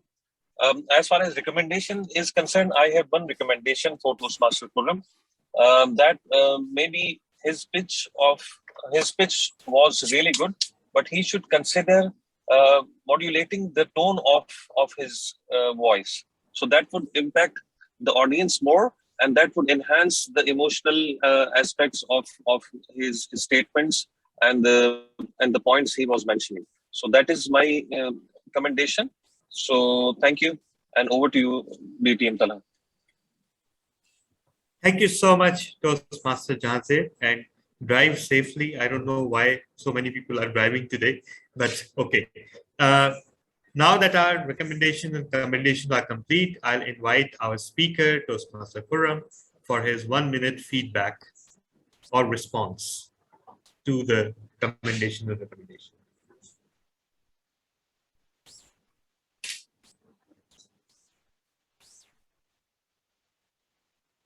We can't hear. Toastmaster Khurram, we can't hear you. Sorry. Apology for that. First of all, thank you very much, all the fellow Toastmasters. Great input and great recommendations. I took note of most of them. A few of them I cannot do it because of some throat pain and some remotely locations I have. So, but well taken. Thank you very much for that, and you will see improvement in my next speech. Thank you so much, Toastmasters Khurram, for blessing us with a wonderful speech. It's now back to you, DTM Sudarshan. Thank you very much for that detailed evaluation. Indeed, दर्द दिल की दवा कहाँ से ढूंढे, किसको पूछे? Syed Khurram ने आज हमें बता दिया है कि तरीका है. So thank you very much for that. And for those that didn't understand what I said heart will ache. And We don't know where the medicines lie, but Saeed Khurram has shown us the way to find that much required dose. At this stage, I would like to welcome guests that have joined us. Toastmaster Rafia, welcome on board. Toastmaster Mariam, welcome on board. Welcome back, DTM Sridhar, after that short break that we had to take. In the interest of time, let's move on to the next speaker. The next speaker is DTM Sarfaraz Nazir. He is going to deliver his speech from the Engaging Humor Path, Level 1 speech, researching and presenting. At this stage, I would like to call upon his lead evaluator, and that's a change in the agenda. That is going to be Toastmaster Rabia Zishan, who is going to read out the specific objectives of the speech. Thank Over to you you. so much. Thank you so much, Toastmaster of the Day, Toastmaster Subharshan. So my target speaker today is the very amazing distinguished Toastmaster Sarfaraz Nazir. His title of the speech is Bodies Don't Lie. The purpose statement is, the purpose of this project is for the mentor to learn or review basic research methods and present a well-organized, well-researched speech on any topic. The member will present a well-organized, well-delivered speech. The speech may be humorous, informational, or any style the member wants to choose. The speech content and style should work well together. The project is not a report on the content of researching and presenting project. Distinguished Toastmaster Sarfaraz Nazir, bodies don't lie. Bodies don't lie. Distinguished Toastmaster Sarfaraz Nazir. The stage is yours. Am I audible? Yes, you are. A benign thumbs up sign to most of us means it's okay, all is good. But in some cultures, it is an insult, which could be an anguish. Mr. Toastmaster, fellow Toastmasters, and distinguished guests, research shows that over 50% of our communication is through body language. Therefore, it is important for professionals, Toastmasters, and geeks to understand and learn body language. I hope my body language does not show that I need to have my head examined by future Dr. Rahma for giving a speech around midnight. Actually, it's 11:40 p.m. What you communicate through your body language affects how others see you and whether they trust you or not. There are many body language types. I'm going to discuss three of them: proximity, hand movements, and hand and arm gestures. Proximity communicates through distance. It is the distance between you and the listener or the other person. Pay attention to how close someone stands to you or sits next to you. If someone backs up when you move closer, it indicates that the connection is not too mutual. The level of personal distance that people need to feel comfortable while communicating varies from culture to culture. Different types of physical distances. 12 to 25 distance is known as public distance or physical distance. Physical distance at this level is often used in public speaking situations such as talking before a class or giving a presentation in a conference room. A distance of 4 to 12 feet is social distance. With a coworker, you might feel comfortable interacting at a closer distance. In case of a person that you're not too familiar with or unknown to you, such as a delivery driver, you're not going to be too comfortable. In this case, a 10 to 12 feet distance might be more appropriate. 1.5 feet to 4 feet is personal distance. Physical distance at this level usually takes place between family members and close friends. Lastly, the 6 inches to 18 inches is known as the intimate distance. The level of physical distance at this level indicates a closer relationship. It occurs during intimate contact, such as hugging or touching. The exception would be an elevator. When you are in an elevator, you are willing to stand next to a stranger. Next, let's look at the head movements. The speed at which a person nods their head indicates their patience or lack of it. When you are speaking and the listener nods their head slowly, it usually indicates that they're interested and paying attention to what you have to say, or they might be agreeing with what you're saying. But on the other hand, if the person nods their head very fast, it usually means they are expressing boredom. If during communication, a person looks up and to the right, it generally means they are telling a lie because they're trying to concoct a story. On the other hand, if the person looks up and to the left, it means they're telling the truth because they're trying to recall a memory. Lastly, the hands and arms. They are nonverbal cues. If a person puts their hands in their pockets, it means deception, or they're nervous, or they're trying to hide something. Supporting the head with your elbow on the table indicates that you are interested in what is being said, and you are paying attention to the speaker, and you're focused. On the other hand, if you support your head with both hands on the elbow, it probably indicates boredom, and you would like the person to shut up.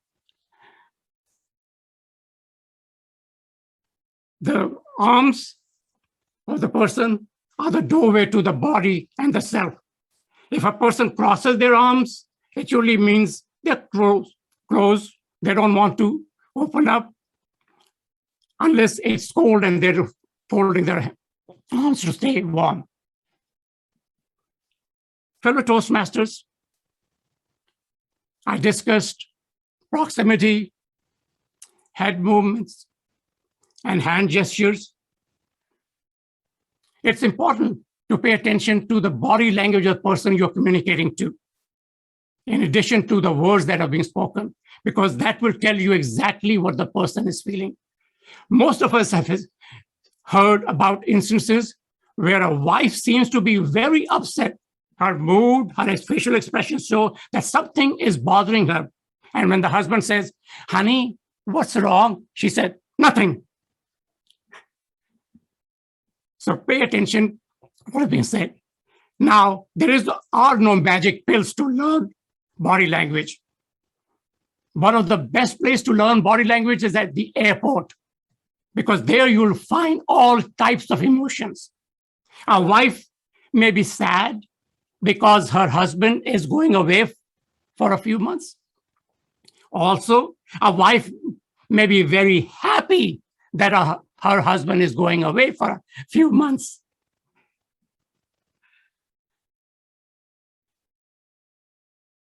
If someone keeps staring at your mouth, it usually means that something is stuck in your teeth.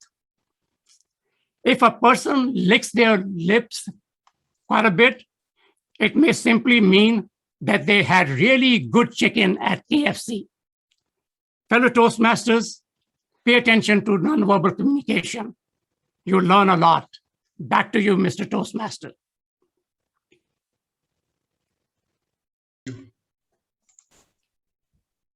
Thank you very much. Toastmaster Rabia, could you please take charge and lead the evaluations? Thank you so much. Distinguished Toastmaster Sir Faraz, I must say, every time I hear a speech from you, it's like my mood lifts up and I feel already better. And Thank you so much for always bringing humor in every speech you do. It's a research and project speech, and it is the first time I have seen and humor being incorporated in explaining your research topic, which was bodies don't lie, that we should take care of our body language. I am also, the other thing which I'm most amazed in your speeches, and even today you did that at the start, you always use the word of the day. You somehow find a way to use the word of the day immediately when you start the speech. And that is a talent we should all learn from you. How anguish and bodies don't lie, it's a different topic, but anyhow, you do find a way to bring that word of the day in your prepared speech, which is even more difficult to do. And one more thing which I really loved in all of your in your speeches is that you try to bring a relationship with the speakers who have already spoken before you. For example, you talked about future Dr. Rahma and her topic, and you got that you are giving a speech at such a late night, and she might have a comment on it psychologically. So, and that was also in a fun sort of manner, but you showed that you were interested in the entire meeting, and you also heard the members who had come before, and it's an amazing way to do what you do. You do keep the audience engaged. Your speeches are epigrammatic. You express an idea in a short and clever manner and in a funny way. So you told us about the proximity, the head movements, and the hand movements. The example of the elevator, in every three of the types you explained, you try to bring in a fun element, which is always very nice to keep us awake and to keep us hooked onto your speech. I would have loved to see a little more body movement. Your topic was about body movement, and we could only see your head part. I'm sure there must be a reason for that. Even when you were showing your hands for the hands up for the hand movement, we could only see your wrist. We could not see your arms or your head. So that could, because of the speech title, it would have been better if we could have seen at least the upper half of your body or your shoulders. It seems at times in the starting you were reading and that lost eye contact with the audience. But apart from that, it was an amazing speech and you made us laugh in a researching and project speech. And thank you so much for bringing so much experience, and we have so much to learn from you. Thank you so much. That's my lead evaluation. And I'll do the round robin evaluations now. I'd like to call for the commendations. Let's have some commendations by Toastmaster Imran Rana. You have 1 minute to give your commendation for the distinguished Toastmaster Sarfaraz. Thank you so much, Toastmaster Rabia. Fellow Toastmasters and guests, I would like to congratulate Toastmaster Sarfaraz Nazir for delivering such a wonderful speech today. I like the way you brought the word of the day. It was quite amazing. And the content of the speech was quite well balanced. It has an opening, then body, then conclusion. And the icing on the cake was the humor that you brought in the end. I like the way your gestures explain the whole story, that if a wife is sad, she will do like that, and give us examples that if you want to understand gestures, then you should visit airport. There you can see a lot of gestures. You can observe that. I wish, okay, if this gestures explains that how amazing you delivered speech and how I enjoyed it.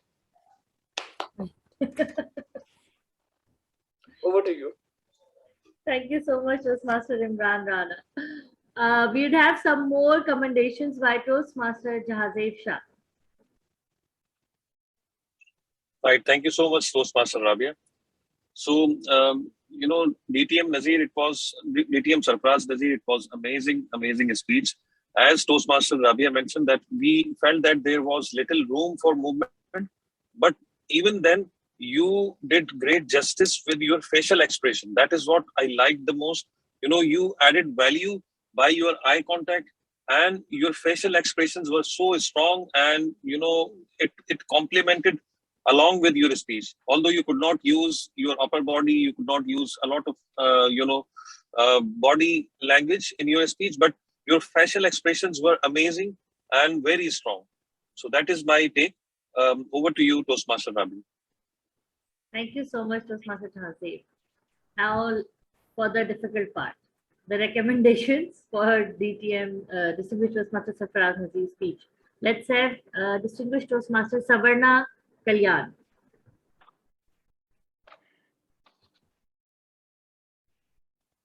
Thank you so much, Toastmaster Sarfaraz. It was an anguish for me to do the timer and then listen to you and nod my head and watch whether I was doing it more often or whether I was nodding in understanding you. It was very well done. But when I want to see what I could have seen something better, I would have loved to see your smile. Because I think smile is the best part of any body language. And you seemed so serious. I was like, was there something that I'm missing out, or should I enjoy it? Because it was supposed to be humor and I didn't see you smile. So I would have loved to see you smile, sir. Next time you do it, please do it with a smile. Over to you. Thank you so much. And yes, you are right. I was also a little bit conscious about the head nodding because I nod my head a lot. And I was like, am I giving the wrong signal? For the second recommendation, let's call Distinguished Toastmaster Talha bin Hamid. Thank you so much, Toastmaster Rabia. I will add to what DTM Swarna said, that since your pathway is engaging humor, and sometimes I do understand, though, that you have a deadpan style of delivering humor, and that is as valid as any other style. But in an online setting, perhaps some smiling would help in order to convey to the audience that, and I know it sounds really pedestrian, but sometimes it does help if you smile a little to convey to the audience that there is this is the humorous part of a speech. And secondly, I will just second some of the other recommendations that if you're sitting a little bit away from the camera, we could have seen more of your gestures. Other than that, there's very little to recommend. So absolutely fantastic job, DTM Sarfraz. Over to you, Madam Lead Evaluator. Thank you so much, Distinguished Toastmaster Talha bin Hamid. And Distinguished Toastmaster Sarfaraz Nazir, would you like to comment on your recommendations? Yes, thank you. Toastmaster Rabia, Toastmaster Imran, Toastmaster Javed, Toastmaster Swarna, and Toastmaster Talha. I have given speeches while sitting down, and I've given speeches while standing. In one case, our local club had a meeting 2.5 hours, and I was speaker, so I stood up during the entire 2.5 hours. It was a burden. So today I decided to go halfway, so I'm not standing and I'm not sitting on a regular chair, so I'm using a bar stool, so I'm in between, right next to the wall, so which limited. I've been up more, I think all 18 hours or so.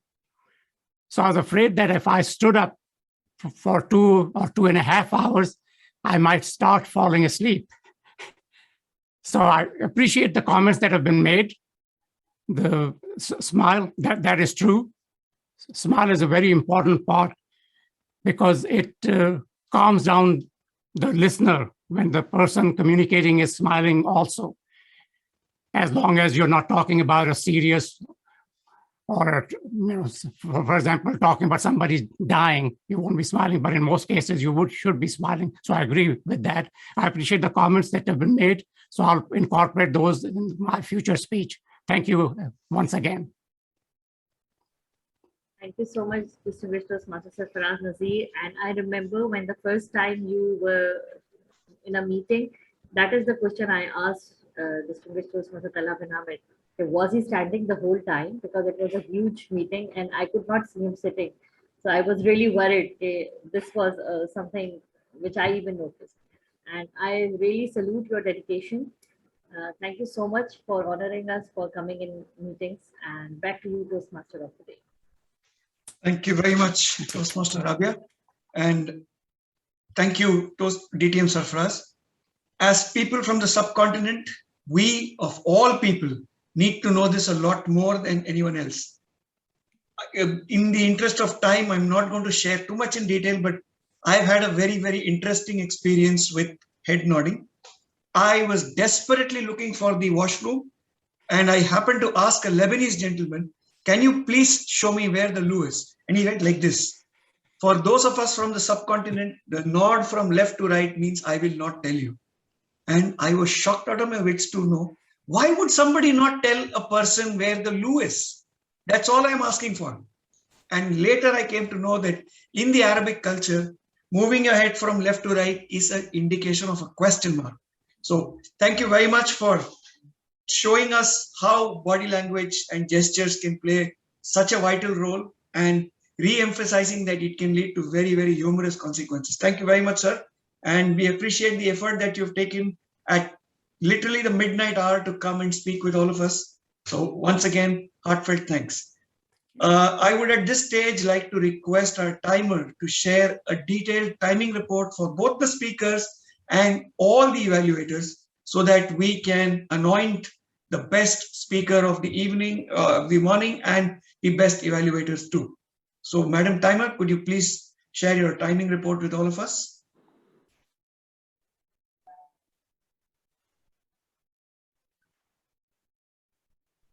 Toastmaster Swarna, we are not able to hear you. At least I am not able to hear you. Yeah. Hi, thank you so Hello? much. Can you hear me? Yes, yes, clear. Okay. Our first speaker was 7 minutes, 20 seconds. And the evaluation by DTM Talha was 3 minutes, 20 seconds. You want me to talk about the other 1 minute Yes. also? Yes. Oh, Yes. okay. Oh, okay. In fact, all of them were within 1 minute. Some of them were only 30 seconds for the first round. Yeah. And then the second round, on the second speaker, he was 7 minutes and 11 seconds. And the evaluator was 3 minutes, 20 seconds.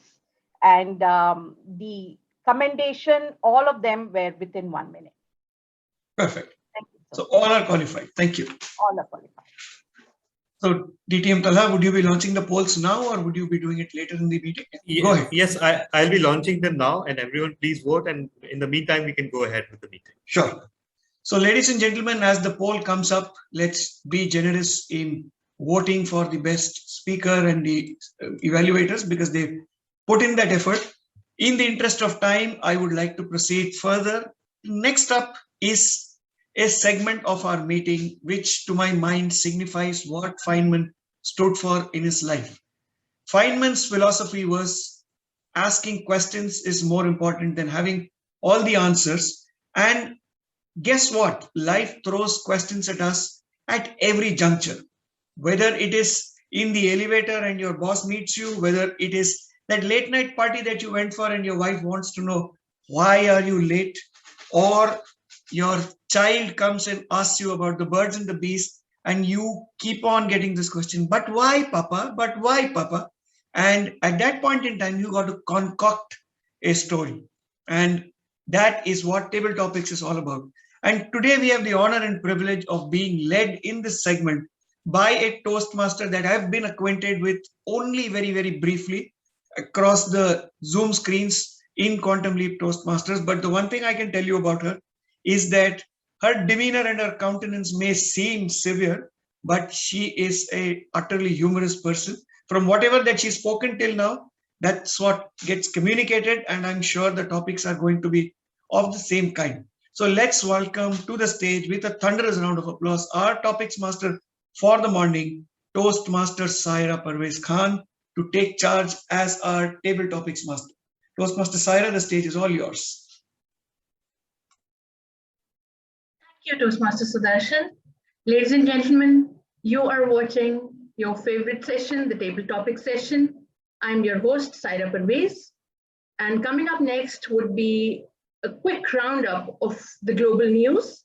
And we will have some of our panelists who will analyze those news and will share their thoughts with us.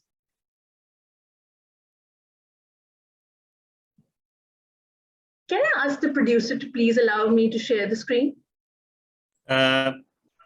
Yes, you can already share the screen. But I'm getting a message that host has disabled. Wait, okay, yeah. Now you can. Thank you. Remember who's in charge. Right. And the first analyst that I would like to call upon would be Mr. Junaid Hosseini. Mr. Junaid, do we have you with us? No, okay. Yes, so let's move on to Ms. Rafia. He's there.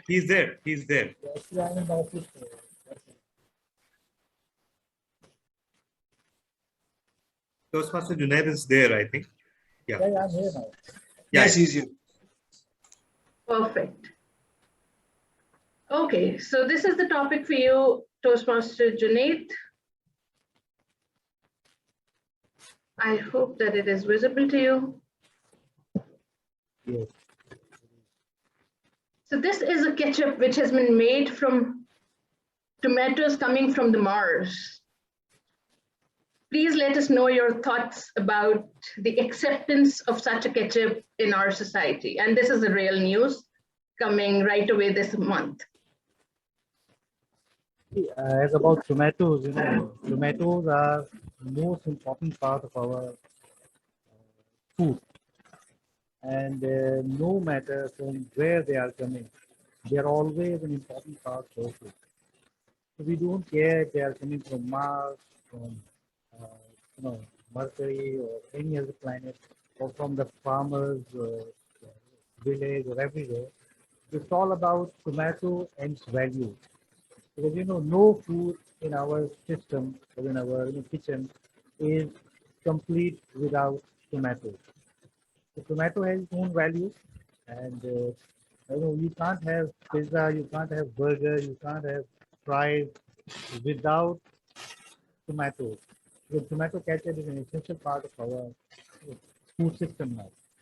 So it's very important to have tomatoes. We don't care from which place they are coming. We just need to enjoy the tomatoes when we are having the food. Both of you. Thank you.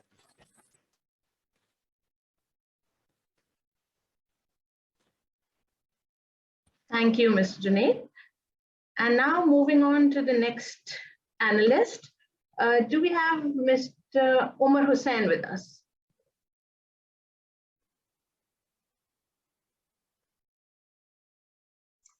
Toastmaster Omar, you're muted. I'm here. Perfect. So Toastmaster Omar, the news that we would like you to analyze is that life on Mars is being simulated on a crater in Israel. Share your thoughts about this experience of experiencing Mars on Earth.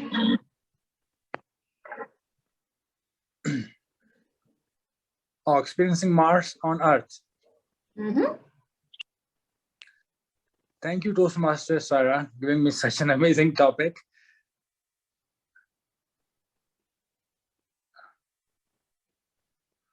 If we have Earth, the atmosphere like Mars, the best thing I would like and enjoy the more is about the color of the soil. It's a different red planet, and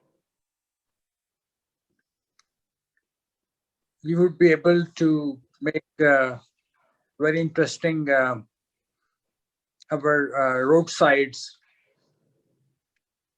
The parks will be totally different than what we have already. That would be more fascinating, especially for the kids. And what else to say?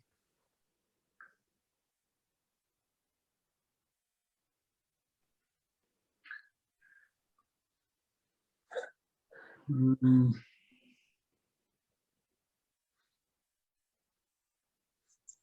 Actually, I didn't get the question right.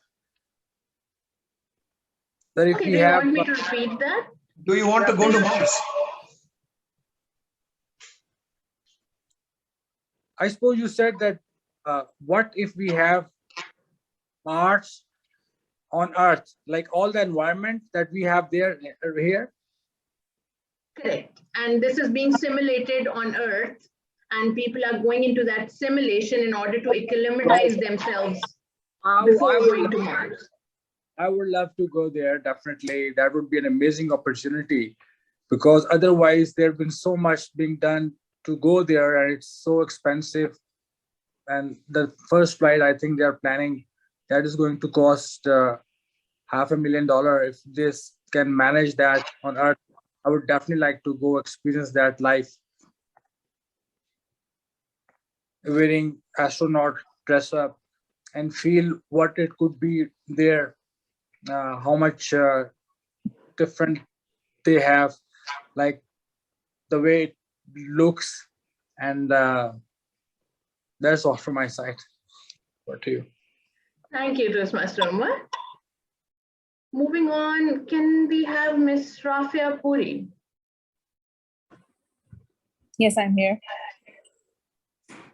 Great.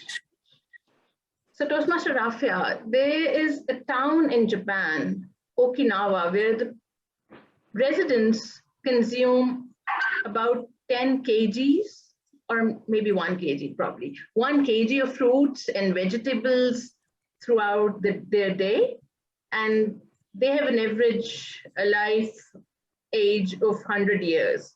Do you think that's possible for us to adopt such a lifestyle? Thank you so much for such an interesting topic. This Okinawa diet, which is designed for Japanese people, is mostly on vegetarian diet, as it seems like. And being Pakistani myself, I'm talking personally about myself right now, I think it will be very healthy, no doubt, to move to such a diet which is low in calories and fat, while it's high in carbs. But will I be able to carry it on? It seems a little bit of a 50-50 chance, or maybe a 70-30 chance, because as most of us Pakistanis are on a protein-rich diet, it's a little bit difficult. But yes, I have seen many people going through a vegetarian diet, and I have seen the lifestyle of Japanese and Chinese people as well, and how active they are, how their life is more towards activity rather than dullness. I would say that if we are able to switch to such diets, it will be very healthy for us, and we can increase our life activities and the quality of our life more if we switch to such diets. But yes, we need our intake of proteins also, which we can have in vegetarian diet through different forms like legumes or lentils. So I would say that it can help us to live to 100 if taken in a proper manner. Thank you. Thank you, Toastmaster Rafia. And now moving on to the last analyst, do we have DTM Sridhar with us? Hi, yes, I'm back. Great. Sorry, I missed the other table topics. What is the topic, sorry? So the topic is that Pfizer has come up with a pill for COVID. So instead of the vaccination, we are expecting some quick pills to as a remedy for COVID. What is your take on vaccination versus a pill?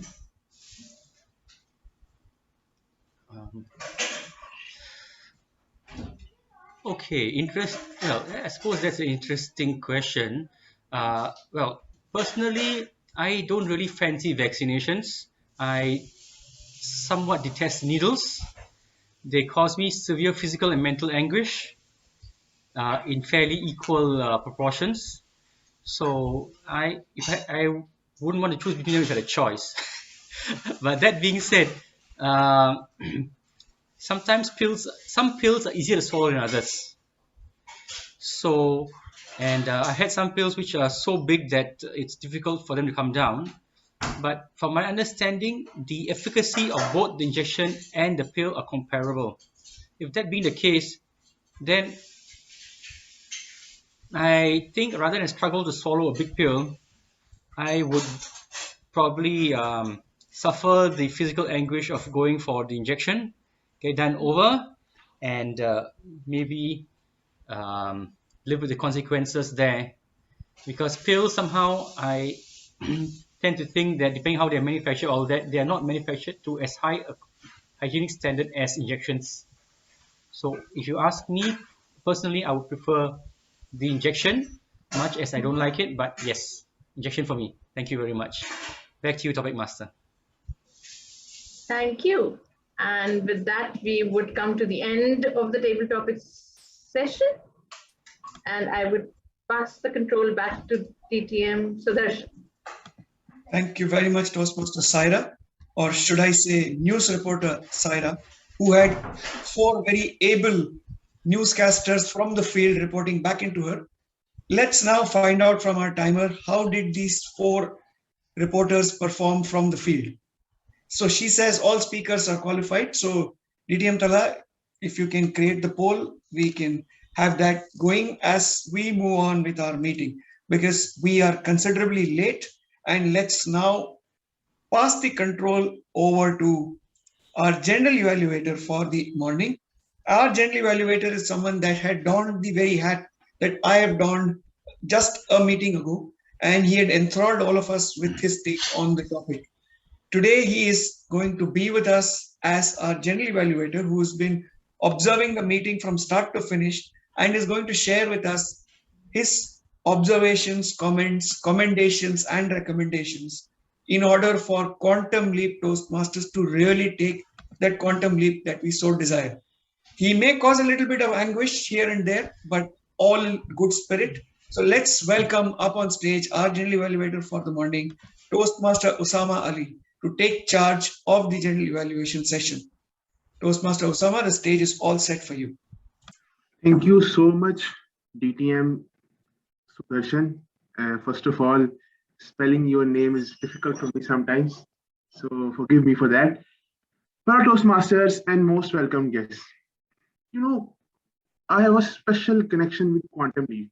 Although it's my second meeting, but it's looking like that all people are like family to me, because I am learning every time new from you guys. As you know, all of you are experienced professionals in your life, and me being as a young who has started professional life just few 6-7 months back. So it's been exciting that every time I'm learning something new from you guys. So coming towards the role of today's meeting, general evaluator. As it's my first time performing that role in Quantum Leap, so I was not aware that I would not be giving the in charge at the start to explain my role. So I'm starting now. Overall, first of all, we have to work on our time. Although we started on time, but I don't know that why things were not going on time. And right now I was expecting that my role would be coming at 10:40 p.m. in the Pakistan time. But right now it's 11:16 in the Pakistan time. We're very late. We have to work on our time. It's very important. Apart from that, the keynote speaker, Toastmaster Rahmani, excellent. What a great she explained. And there's a taboo in the society that we don't talk on mental health. And she explained it how beautifully about the medicines, about the therapy and other things. And apart from that, her own personal experience. You know, sharing your personal experience, other people can relate with you as well. So that was very, very good speech. Apart from that, our prepared speakers for today, especially Toastmaster Puram Seketishti, how beautifully he explained about emotions. Emotions, tremendous. And moreover, after our second speaker, the way he explained about the body language, totally amazing. And regarding the Geek of the Week, people gave comments about the Geek of the Week. Well, it was a great, but I think we should have to work on it more to make it more humorous and more exciting so that we can laugh more on that as well.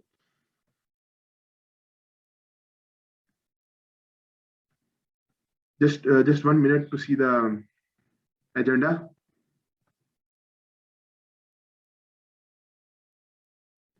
So all in all, the meeting was great. There were some new learnings, especially regarding the mental health, the body language, and the emotions from all the keynote and the prepared speakers. I hope you guys have learned as well. And we have to work on the time part. All in all, it was great. Over to you, our Toastmaster of the day, DTM. Sorry, you have to call for the facilitators too. Yeah, okay, sure. So our next facilitator was Toastmaster Imran Chaudhary.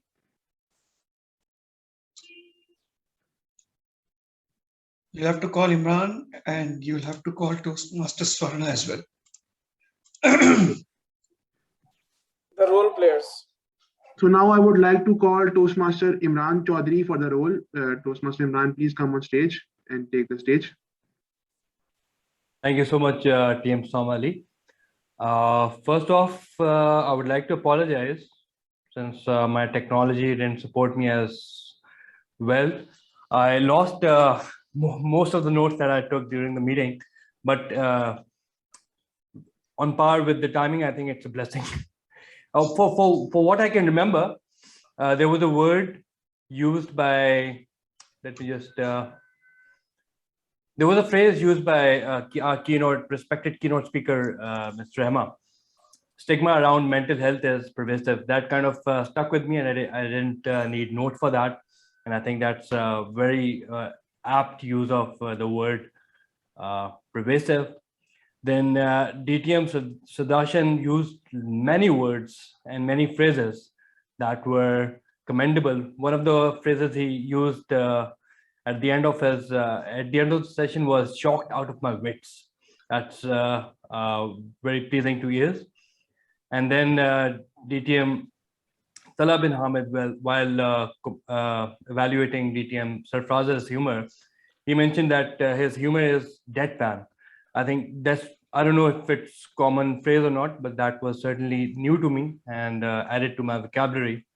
And other than that, the word of the day was used several times, I'm pleased to announce, and that was challenging because usually meetings go around in a positive note, and the word itself was dark in connotation.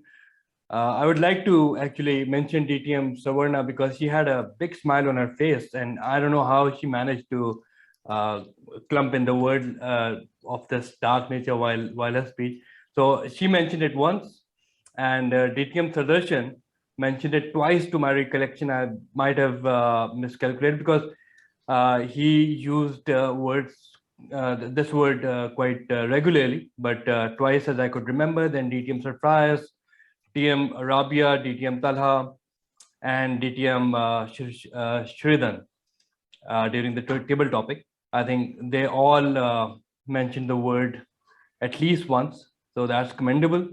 And that's all from my end because I don't have the notes about the mistakes that were done. But as far as I recollect, a few mistakes that were grammatically or linguistically improper were done during the start of the speeches, where usually speakers are collecting their thoughts. So basically that's forgivable. Other than that, it was perfect. Over to you, TM Osama.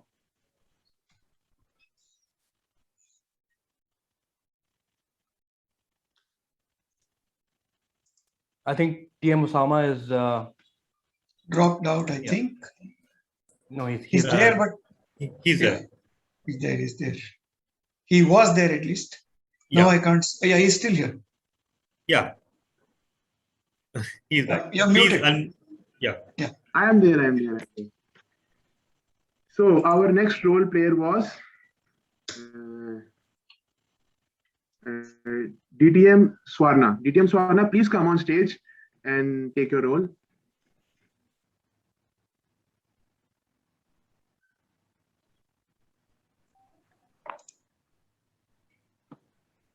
Good DTM afternoon. Swarna, are you there? Can you hear me? Yep. Okay.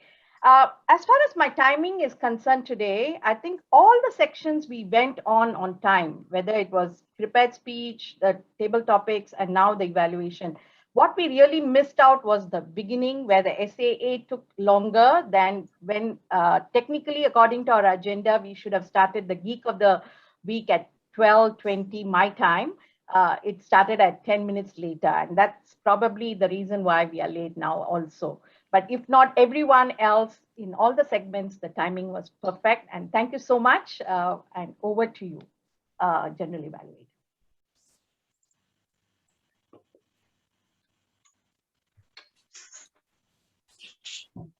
Thank you so much, General Evaluator and evaluators of all roles. As my role as your Toastmaster of the day comes to an end. Sorry, DTM Sudarshan. We have one more facilitator who is our counter. Oh, yes. Oh, yes. Oh, yes. Yeah. He was jumping the gun. Fair point. Toastmaster Rama, it's your turn. You need to unmute. So I'll start with the prepared speeches. We had Toastmaster Khurram, he had 1 hour.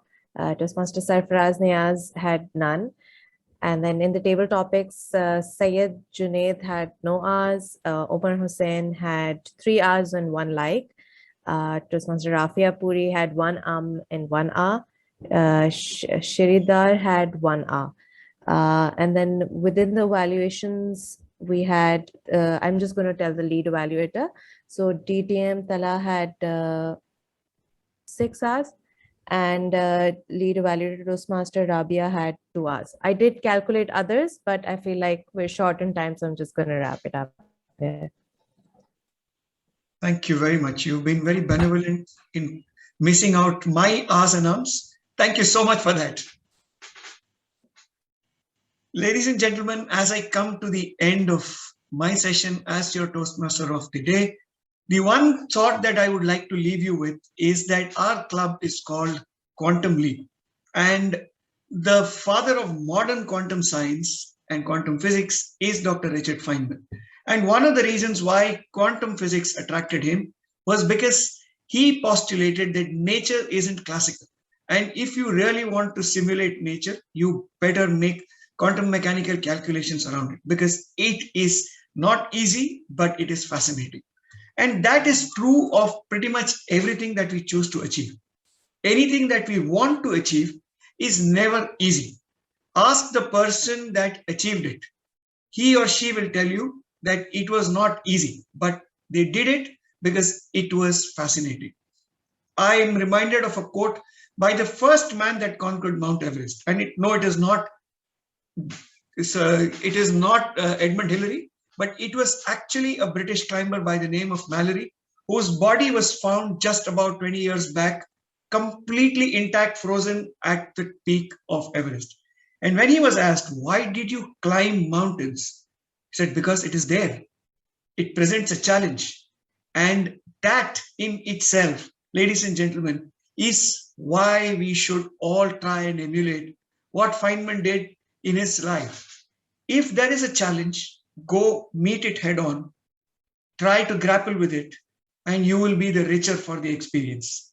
And in that process, if we can imbibe a few things that would be Dr. Rama spoke of in her keynote, in terms of getting the right help, getting the right direction and the right counseling, you will achieve whatever you set your mind to, in whatever fashion.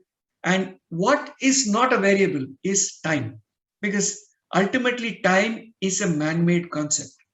Universe does not calculate time. Universe just keeps moving. And all of these demarcations that we've created for ourselves is just mythical. What really matters is, are you able to put your next step forward? If your left leg has gone in front, can you put your right leg after that? And if you can keep walking, you can keep achieving. With that, I will conclude my session and hand the control back over to our president, DTM Tala bin Hamid, to formally close the meeting and announce the winners. Thank you so much, DTM Sudarshan. I'm only president by default because DTM Saif had actually just recovered from dengue and he could not sit in the meeting for so long, but hats off to him for whatever portion he attended and conducted. That was exemplary. So while we vote for the best of big three, I'll just briefly ask for guest comments. The first person I'll invite would be DTM Sarfraz. Sir, your comments about the meeting. Thank you to you, Toastmaster Tala and fellow Toastmasters. I enjoyed the meeting. Your meetings on a Saturday. Many clubs the clubs that meet on Saturdays usually don't get too many people because Saturday being a weekend, most people are busy running around shopping or doing other things. So this is a very, very well-attended meeting. Thank you for making me a part of this meeting, and I look forward to the future meetings. Thank you. Thank you so much, DTM Sarfraz. Next, we have DTM Chaudhary. And DTM Chaudhary, please move away from the tracks. We love you and we want you to live.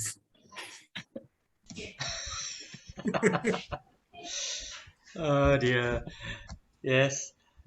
Good morning, afternoon, evening, everyone. Yes, it's afternoon. It's about 2:30 p.m. Singapore time here. I've been wanting to attend quarterly meetings for a while, but I missed the first two. Luckily, I managed to catch this one. It was a nice meeting.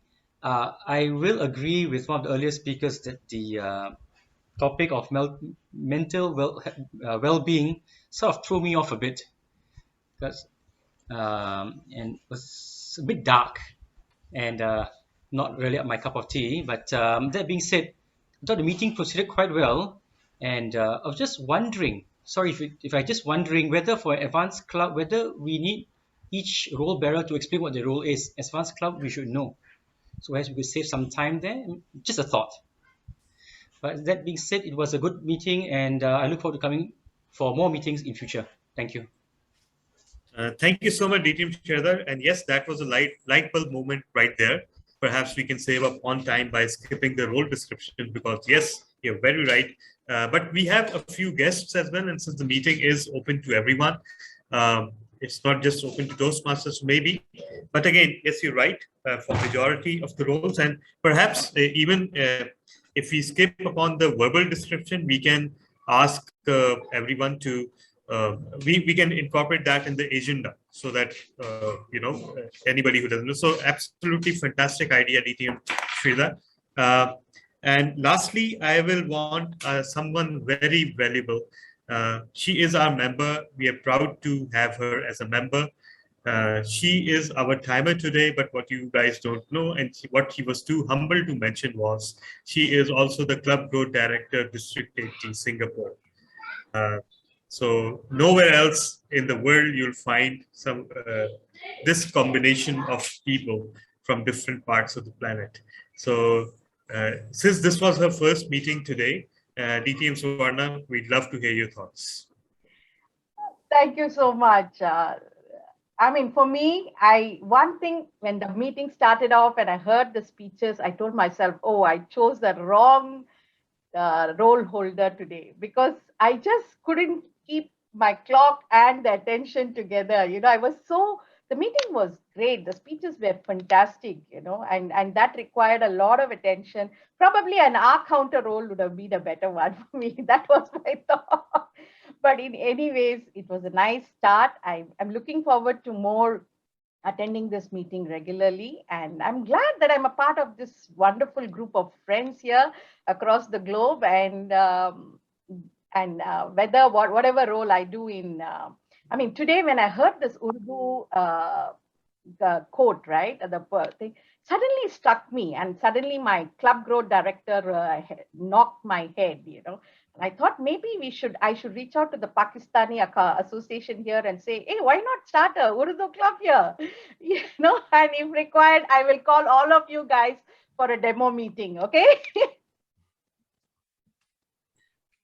Wow, that's fantastic. That's fantastic, DTM Suvarna. Again, it's a privilege to have you. And it's a genuine honor to have so many people from around the world in this club. So without further ado, I'll announce the results now. Best speaker goes by somewhat less of a margin that you would think. 2 DTM Surfaras. So congratulations, DTM Surfaras. Best table topics goes to, wow, that's amazing. So pretty much everyone got quite a few votes, but Toastmaster Rafia Puri just edged ahead by a nose. So congratulations there. Best lead evaluator, everyone, thanks for not voting for me because it goes to Toastmaster Rafia Zisha. And best big three today goes to our Toastmaster of the day, DTM Sudarshan. So congratulations. And with this, I bring the meeting to a close and stopping the recording, but anyone and everyone is free to share their